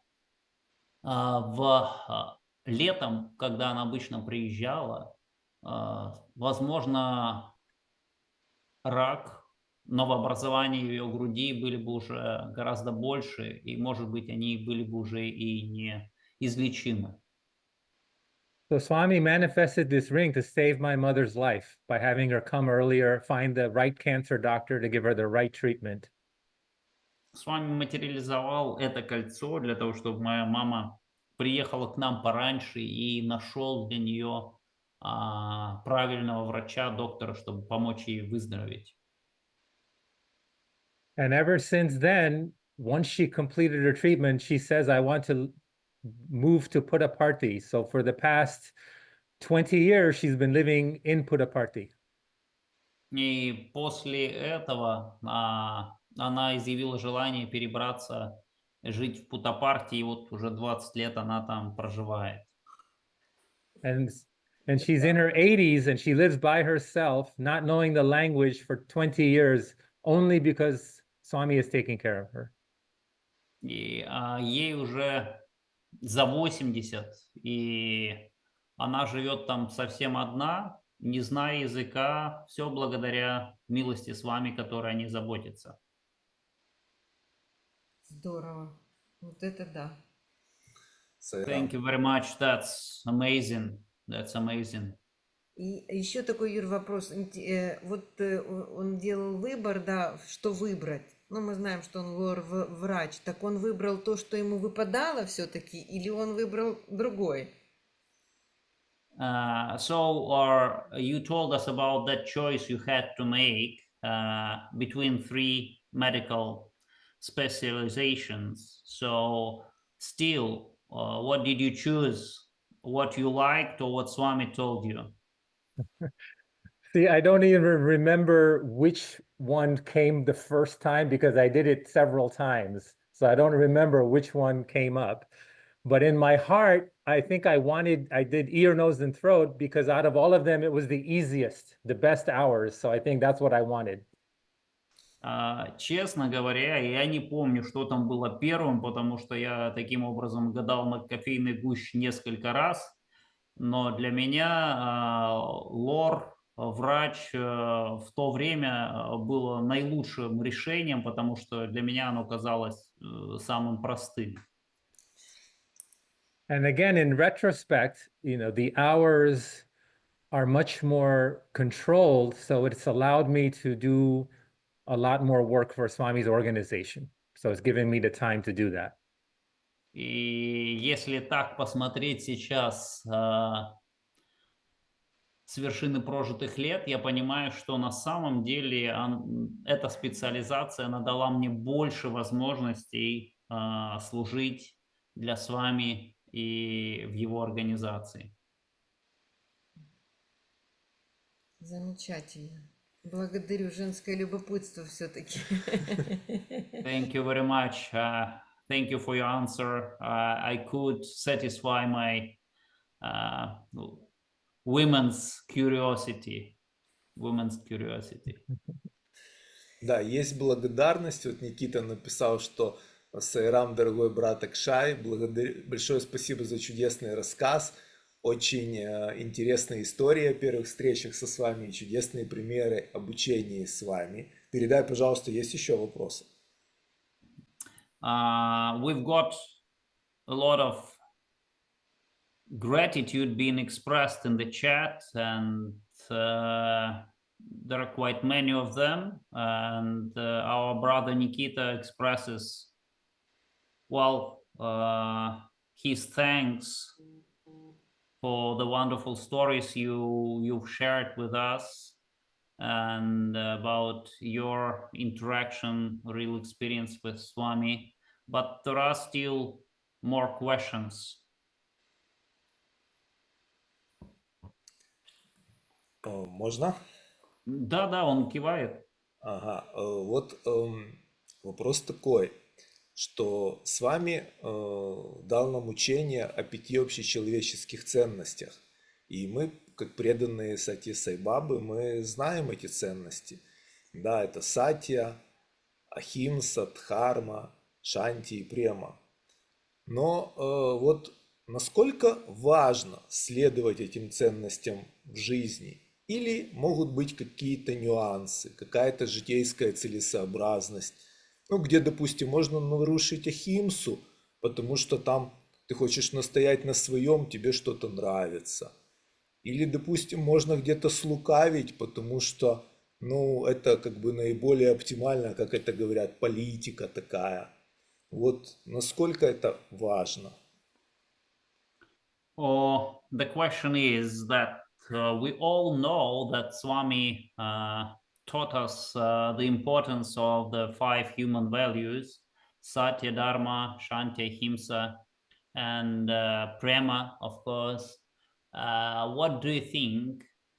How important is that to follow it 100%?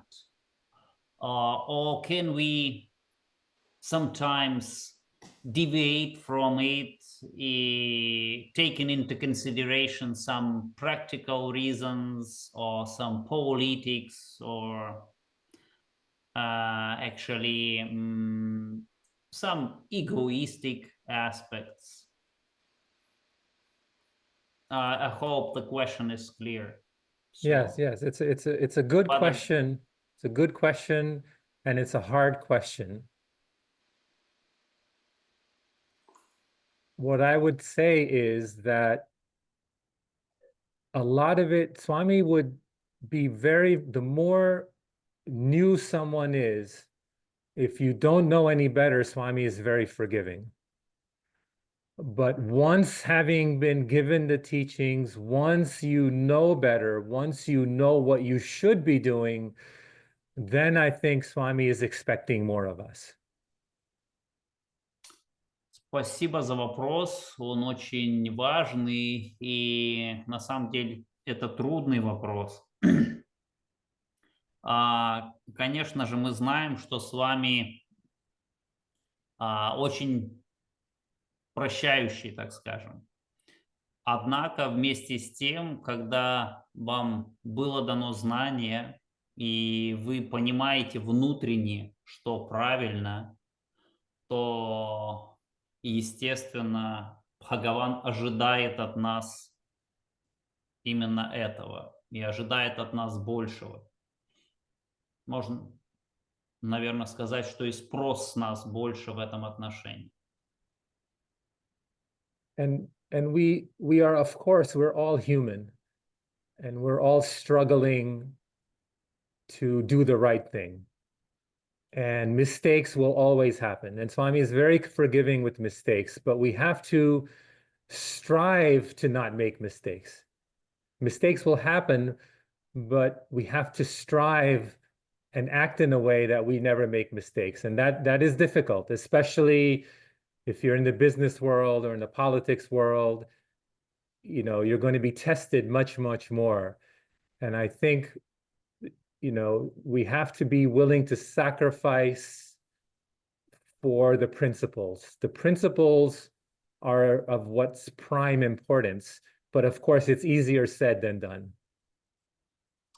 И, конечно же, мы все люди, и мы делаем ошибки, и они будут. Однако, когда, естественно, это очень трудно, если особенно люди находятся в сфере бизнеса или политики.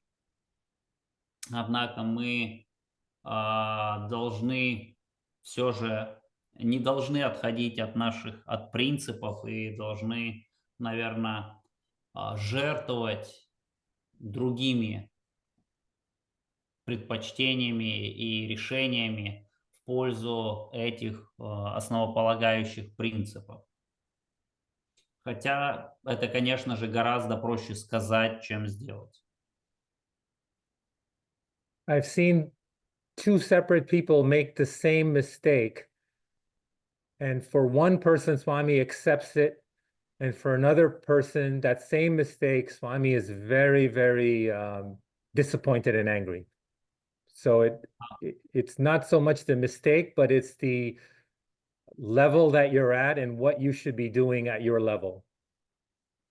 С вами, конечно же, очень прощаюсь, но я видел, как за одну и ту же ошибку в одном случае с вами легко простил человека, а на второго был очень-очень сердит. Поэтому, наверное, суть не в самой ошибке, а в том уровне, уровне развития духовного, на котором человек находится, и его, наверное, ну, ответственности в том, как он должен поступить в этой ситуации. То, что ожидается от него на этом уровне развития.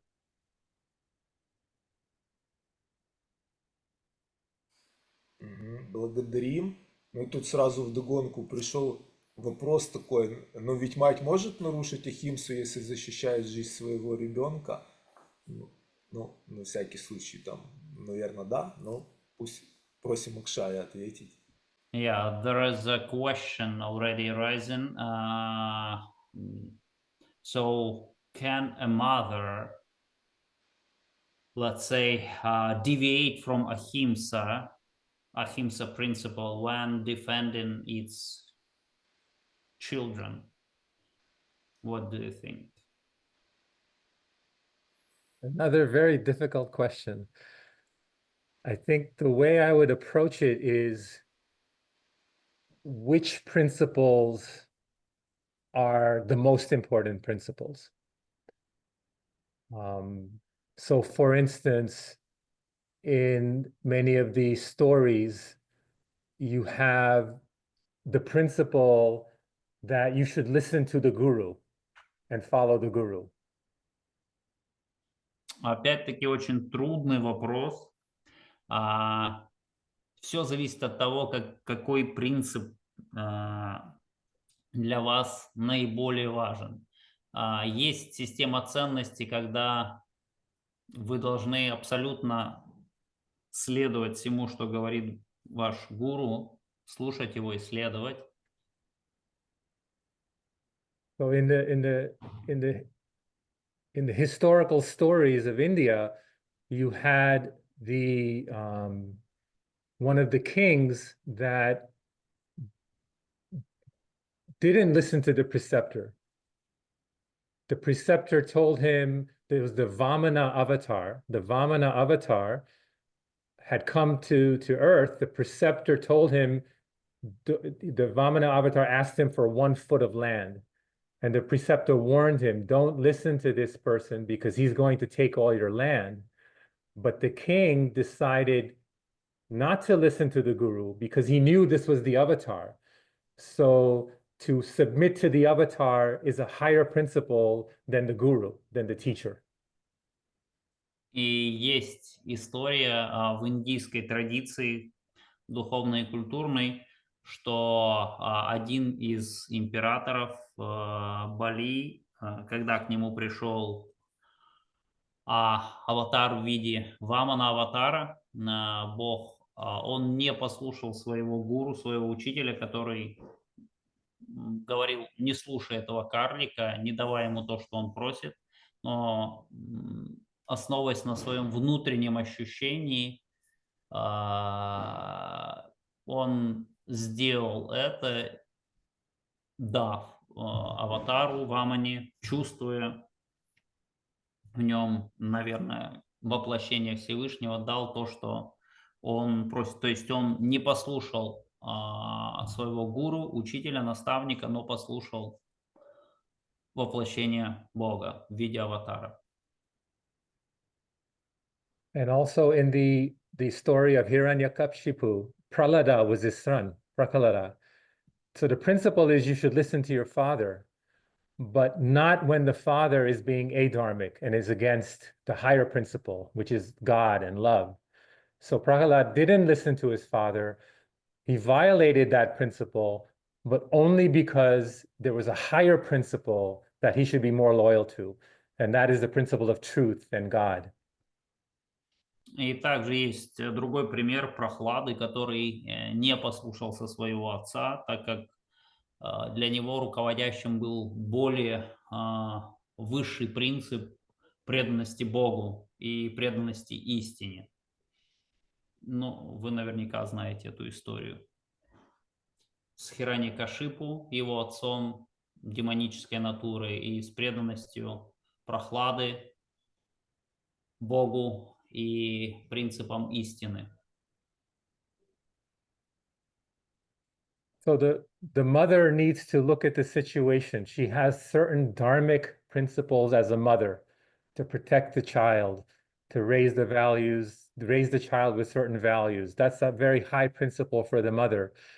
So the only principle that would violate that motherly principle would have to be something even higher than that, which is very few principles. I mean, very few things that a mother, so if you're going to harm somebody else's child to protect your child, now you're it's a more difficult decision. That may not be the proper decision.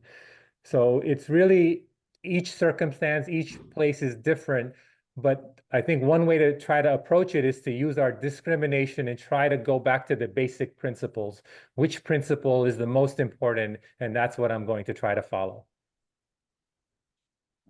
И на самом деле в случае с матерью, защищающей своего ребенка, конечно же, у нее есть определенная дхарма или обязанность защищать своего ребенка, взрастить в нем праведные принципы, правильные. И зависит от ситуации, в каком случае защищать и от кого. Если это касается, к примеру, другого ребенка, и принести вред ему, чтобы защитить своего, то это сложная ситуация. Здесь мы должны, конечно же, руководствоваться принципами истины, любви, ну и того, что Всевышний Творец подскажет в данном случае. And one last example is that Harish Chandra was known for adhering to the principle of truth. And even at sacrifice to his family, being in poverty, and his wife and his children, all being subjected to poverty, he chose that path rather than violate the principle of truth. И еще один пример – это Хариш Чандра, который не отступил от принципа истины, даже когда на чаше весов было его царство, его богатство, его семья, он остался верным этому принципу и потерял все.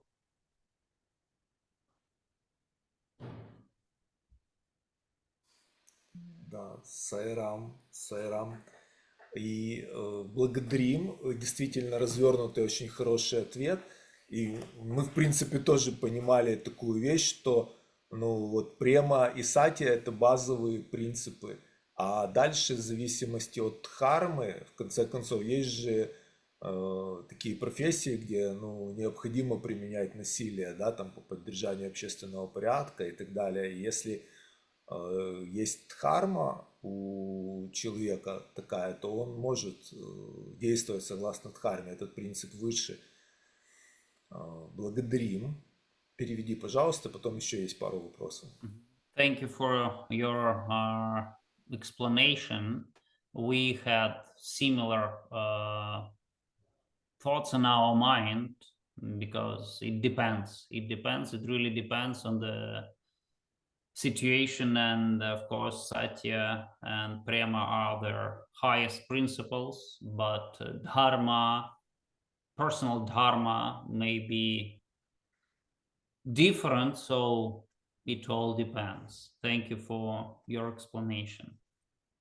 And I think to add to that, I would say, luckily we can pray to Bhagwan. And so anytime we have that dilemma, we can really sincerely from our heart say, Bhagwan, I'm in doubt. Please help me. Please give me the guidance. And then you do your best and you offer the results to him and be willing to suffer whatever consequences your decisions made. And the intention is always very, very important.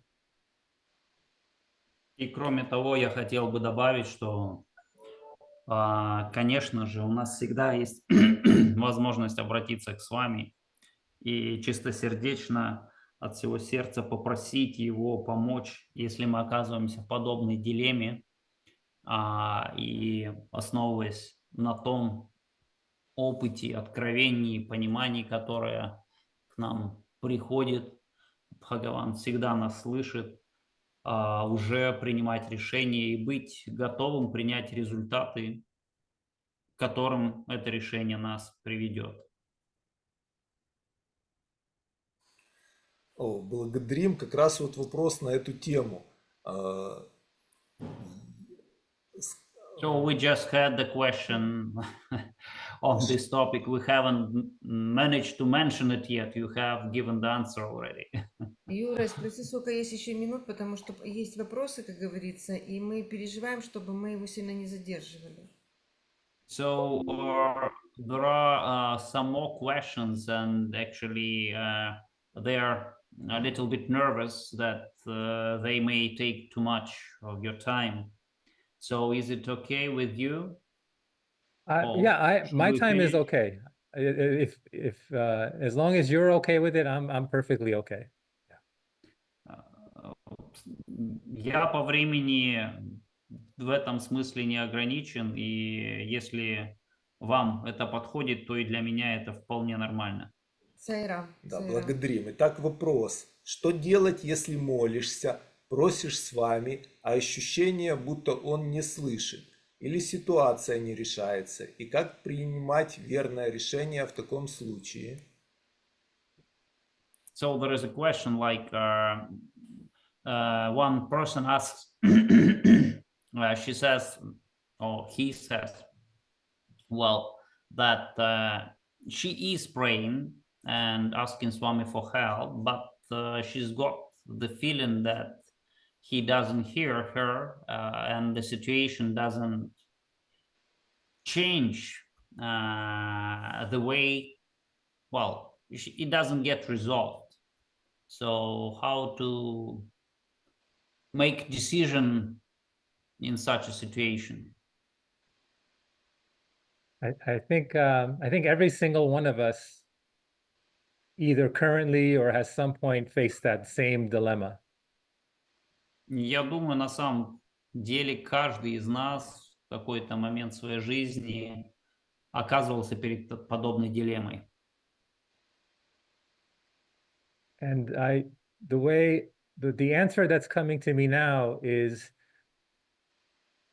we have to realize that everything that happens to us is for our good.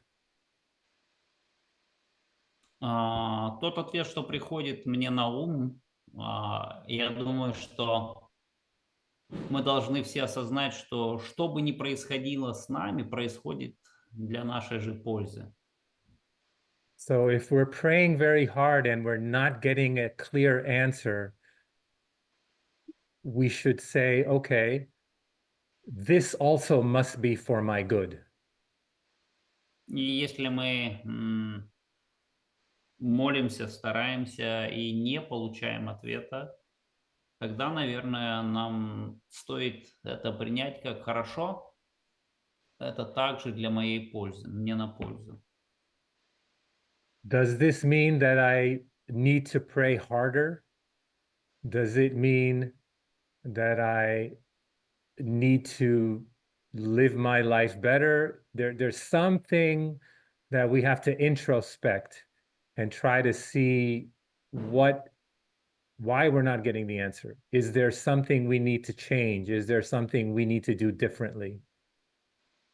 Значит ли это, что нам нужно молиться более усердно? Скорее всего, нам нужно задать себе вопрос и погрузиться, проанализировать себя, почему это происходит в моей жизни, постараться посмотреть в этом направлении. And this is similar to when I first went to Prashanti Nilayam, and I was praying so hard, and Swami never looked at me.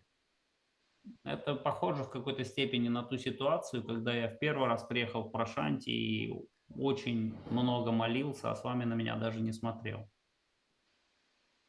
And in that instance, maybe it was when I finally let go of expectations and surrendered then I got the answer.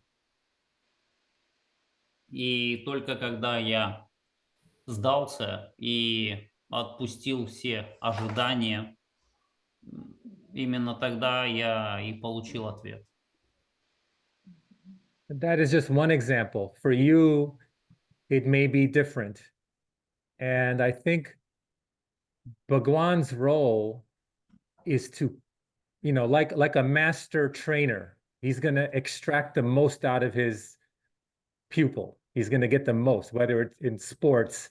A good trainer is going to take that athlete to the brink, but not let him get hurt. So I think on the spiritual level, Swami is going to take us to that brink, but he'll never let us get hurt. И часто с вами поступает как хороший, отличный тренер. Он доводит нас до определенного, до края, да, до какого-то, но так, чтобы нас не сломать. То есть он нас по максимуму тренирует, чтобы сделать нас лучше. Вот. Хотя я привел свой опыт, может быть, он в вашем случае и будет и другим. And I myself, of course, am facing the same dilemmas, many things that I pray for that don't happen all the time. И я также встречаюсь с подобной же дилеммой. Много вещей, о которых я молюсь, не происходят, не случаются все время. So one of the lessons, one of the senior devotees showed me is the best prayer is to pray for qualities rather than results. So we should pray to Swami, Swami, give me more faith so I know everything is for my good. Swami, give me more patience so I know your timing is the right timing. Swami, give me more ability to surrender. So we should pray for qualities. Swami will give us those. И есть один рецепт, которым со мной поделился один из старых преданных с вами, что нам следует молиться о качествах, а не о результатах, о качествах характера. К примеру, с вами надели меня достаточным терпением, чтобы доверять твоему таймингу времени, когда это должно произойти. Надели меня достаточно верой, чтобы верить, что все мне на пользу в подобном ключе. И тогда, конечно же, с вами поможет нам обрести эти качества, которые и являются целью тех трансформаций и той тренировки, которую он нам дает.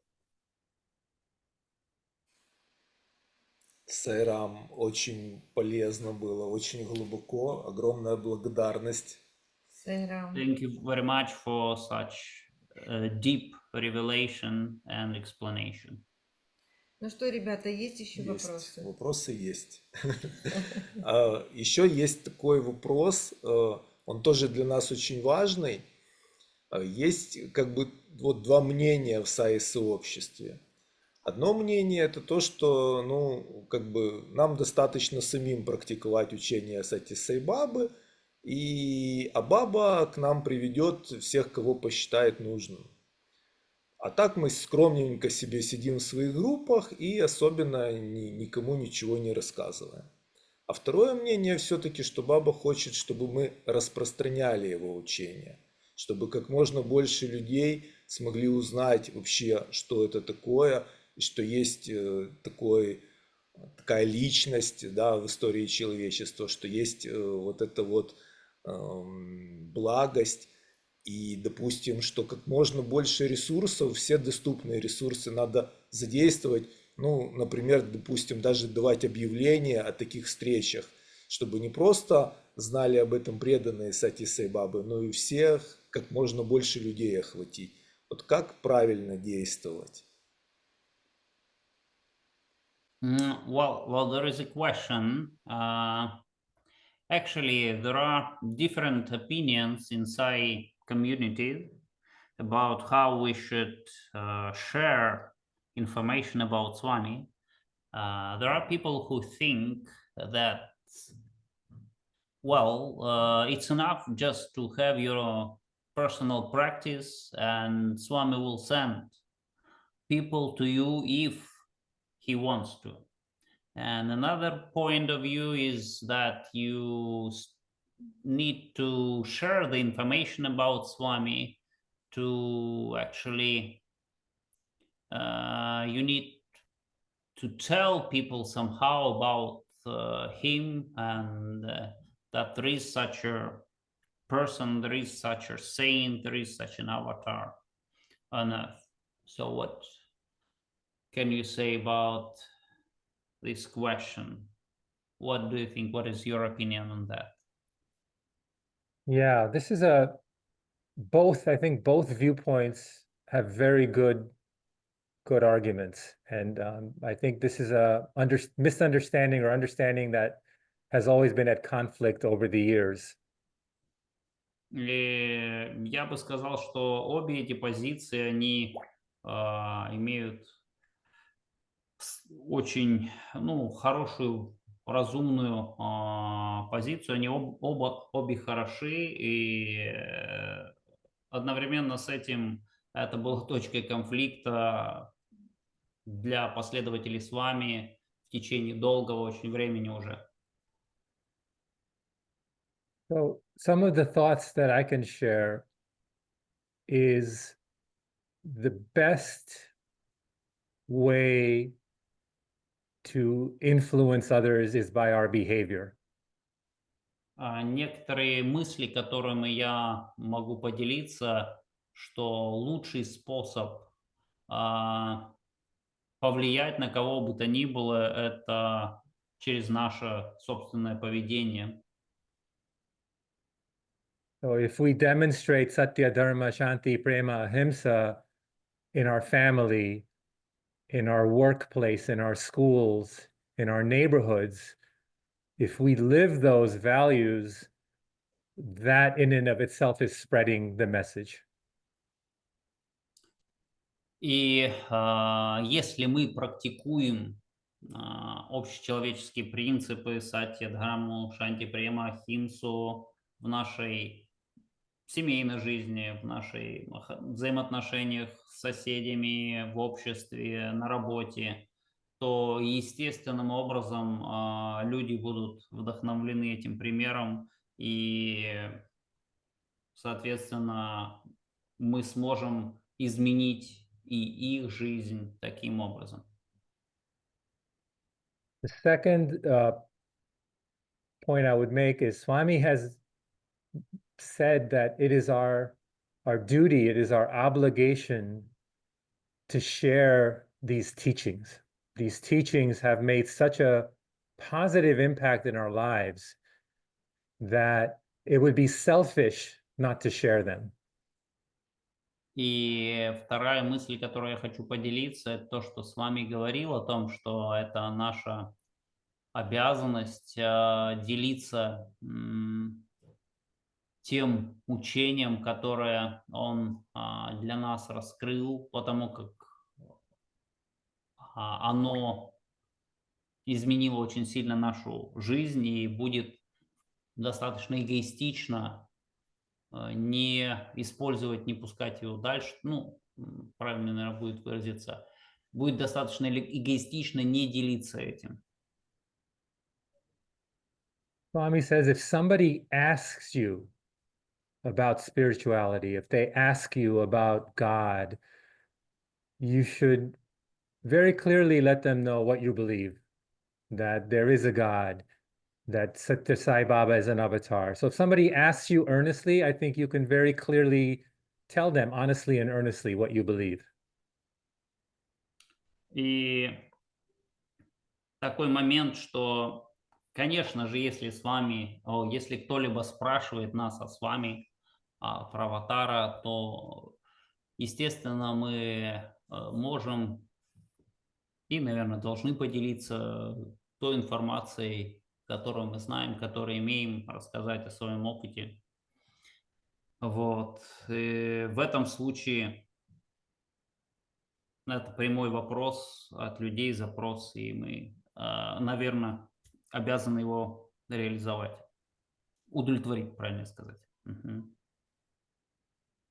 But knowing firsthand, because I used to be an atheist, there are many people that are not interested in that aspect, and it will turn them away. So certainly it depends on the person, the place, the population, but I think everybody can at least benefit from the 5 values and learning about how important and practical and powerful they are in every aspect of our lives. И из своего опыта, будучи атеистом, я могу сказать, что далеко не каждому человеку, конечно же, это интересно, и он проникнется и поверит. Но в любом случае люди могут получить много пользы от следования 5 общечеловеческим ценностям, что является сутью учения Сатья-саи. И мы можем делиться именно этим, как оно повлияло на нашу жизнь и как повлияло на жизнь, может быть, общества. And the last point is, we can say, Swami will send them, but at least when he sends them, we shouldn't be the ones turning them away with our behavior. И еще один момент, что с вами, конечно же, пошлет к нам, кого нужно. Одновременно с этим мы не должны быть теми, кто своим поведением отпугнет этих людей, которых нам с вами послал.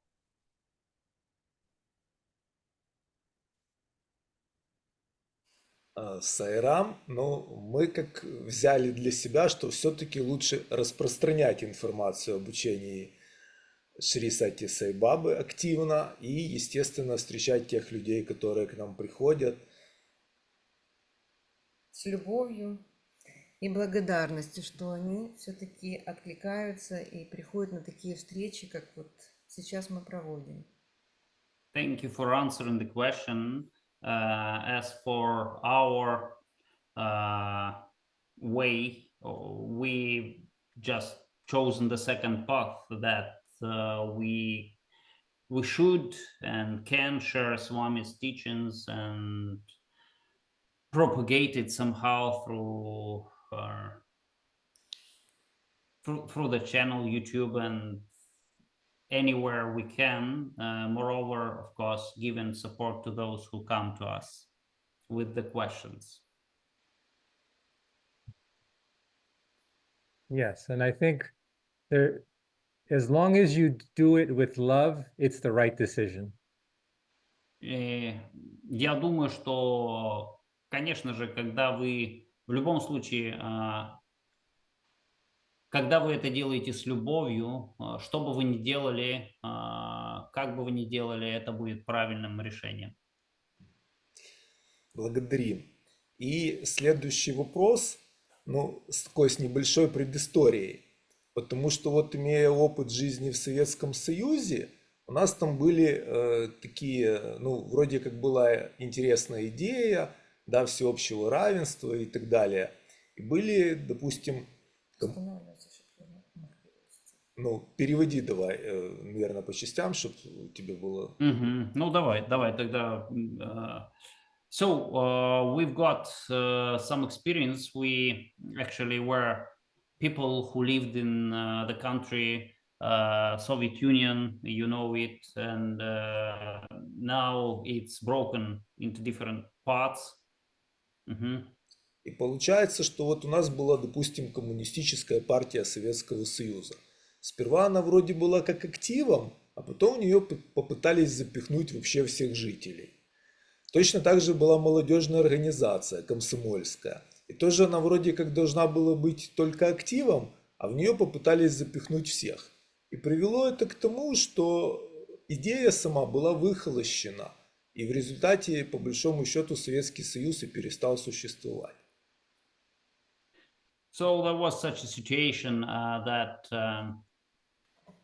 there was a communist party, leading party. Well, it was supposed to be for the, let's say, the most active ones. but their attempt was made just to bring it to everyone's head. The same was with the youth movement. It was called Komsomol. It was meant to be the driving point of the most active ones, the passionate ones, but this idea was driven into everyone's head, and actually the result was quite bad. The people were not ready for that, and Vasily considers one of the reasons why Soviet Union fell apart. Ну и, соответственно, вопрос. Обязательно ли всем саи преданным быть членами организации Шри Сати Сай, ну, допустим, в том же глобальном свете? Или все-таки лучше, чтобы в этой организации были только те люди, которые действительно хотят активно работать, ведь чтобы быть преданным, совсем не обязательно для этого состоять в организации. А все остальные могли бы, допустим, просто участвовать в мероприятиях, которые проводит эта организация. Ну и просто быть преданным, да, петь те же баджаны, там как-то собираться. Вот правильно ли это? Hence, there is a question. Maybe it's enough to be just, maybe not everyone needs to be part of some science center or organization or global council.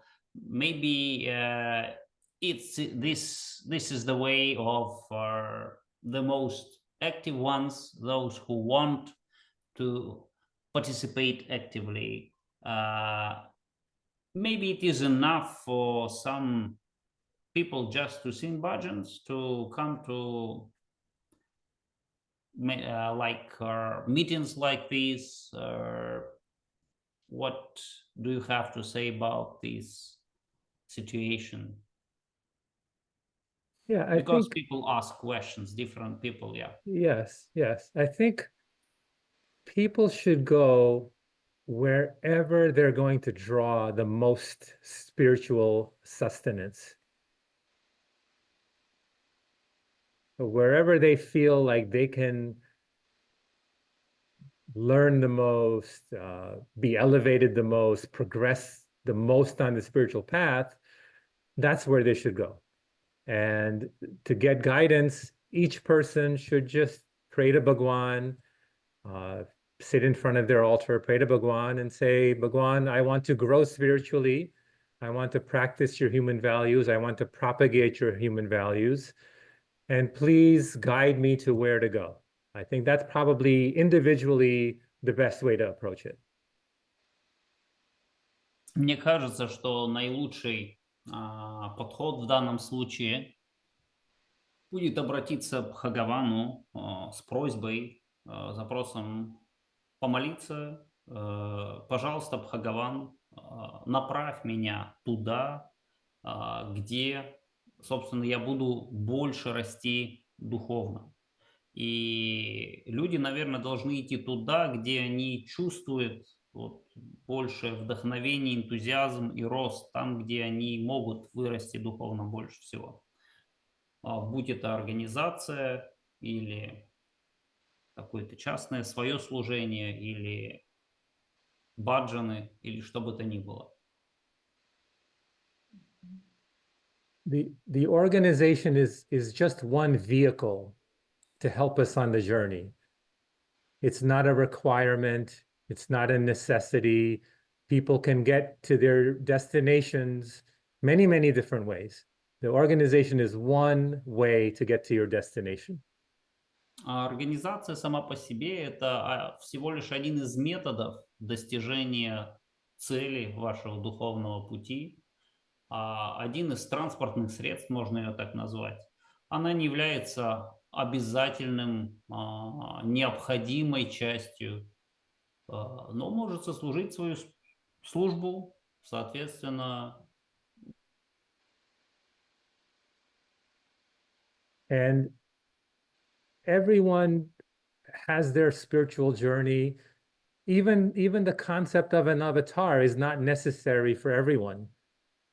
many people can advance to the highest level spiritually without knowing about an avatar, whereas many people benefit from an avatar. They need the avatar. So I think similarly, the organization has been created where it's a mechanism that will benefit many, many people. Some people may not benefit from it, and that's okay.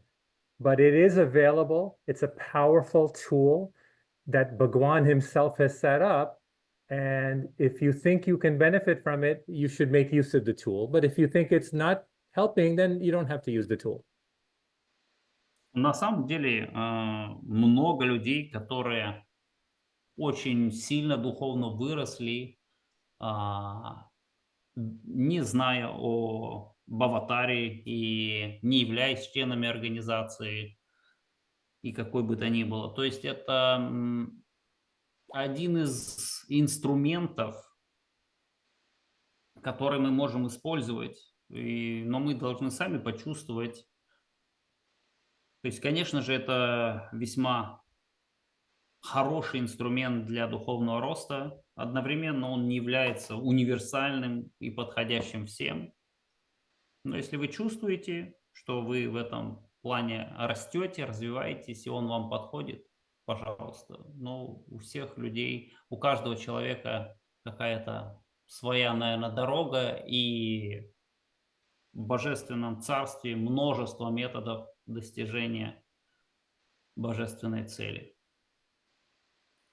And in this Kali Yuga, disagreements are always going to be there, always.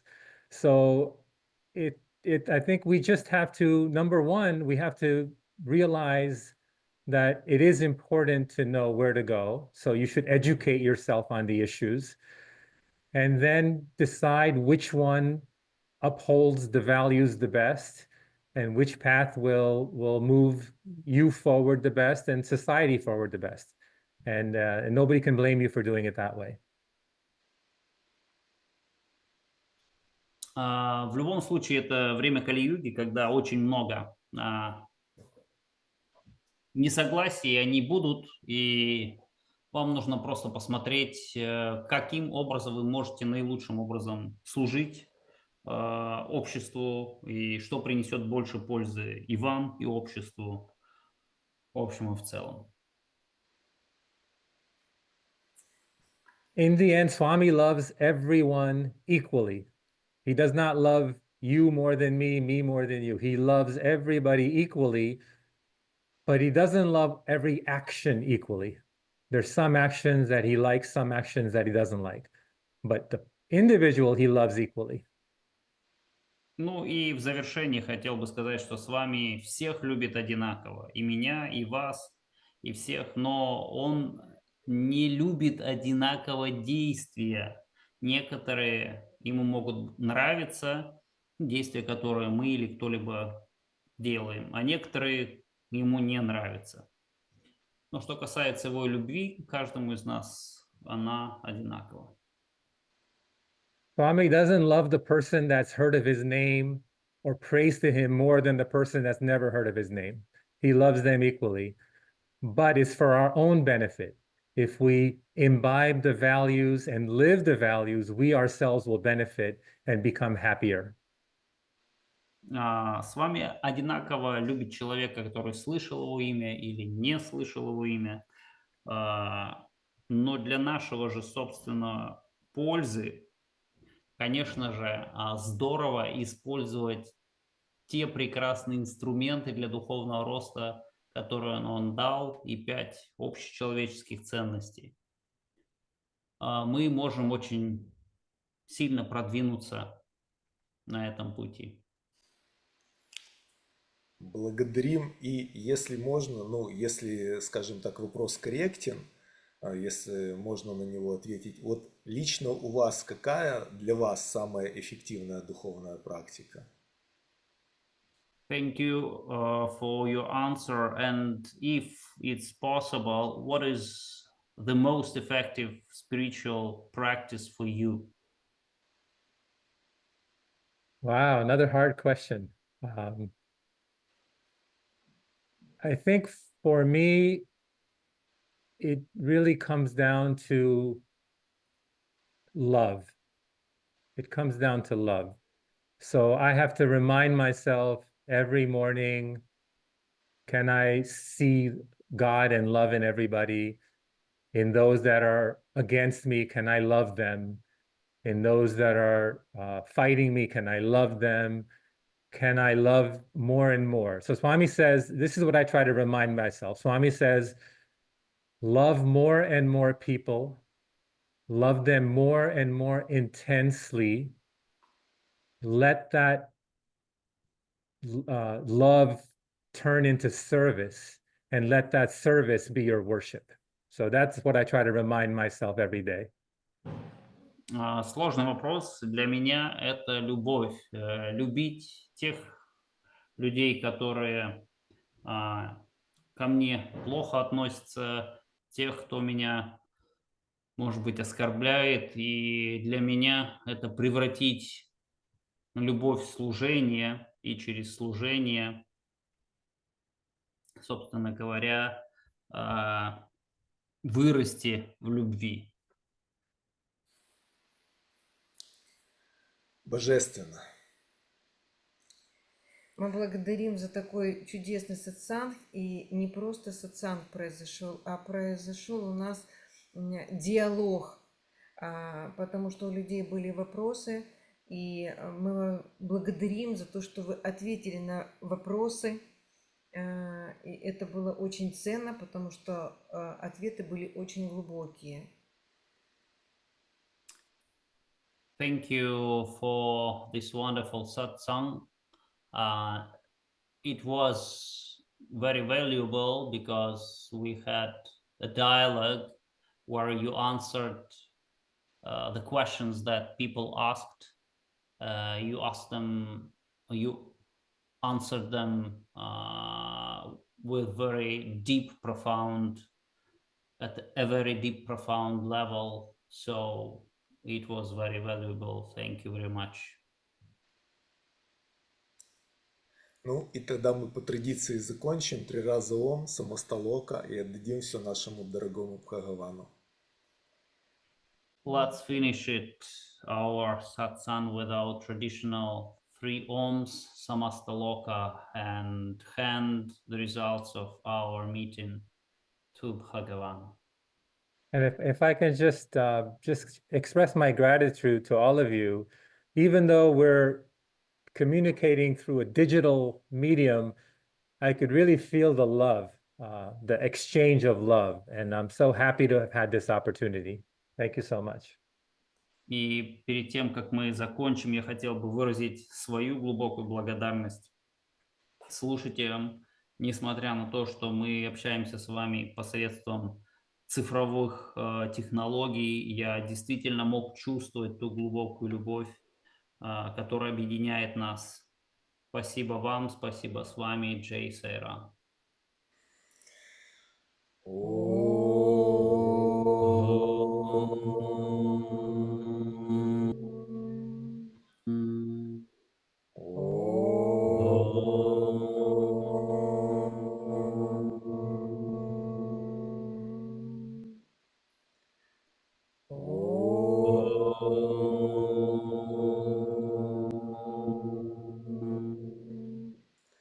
Шанти, Shanti, шанти, Shanti, шанти. Shanti. Самаста лока сукхино бхаванту. Самаста лока сукхино бхаванту. Самаста лока сукхино бхаванту. Om Shanti Shanti Shanti. Джей Бола Бхагаван Шри Сатья Сай Бабаджи Ки. Джей! Сай Баба, благодарим тебя за эту прекрасную волшебную встречу. Просим тебя принять ее плоды. Ом Сайрам. Сайрам, ребята. Рады были всех видеть. Всех благ всем. сфера.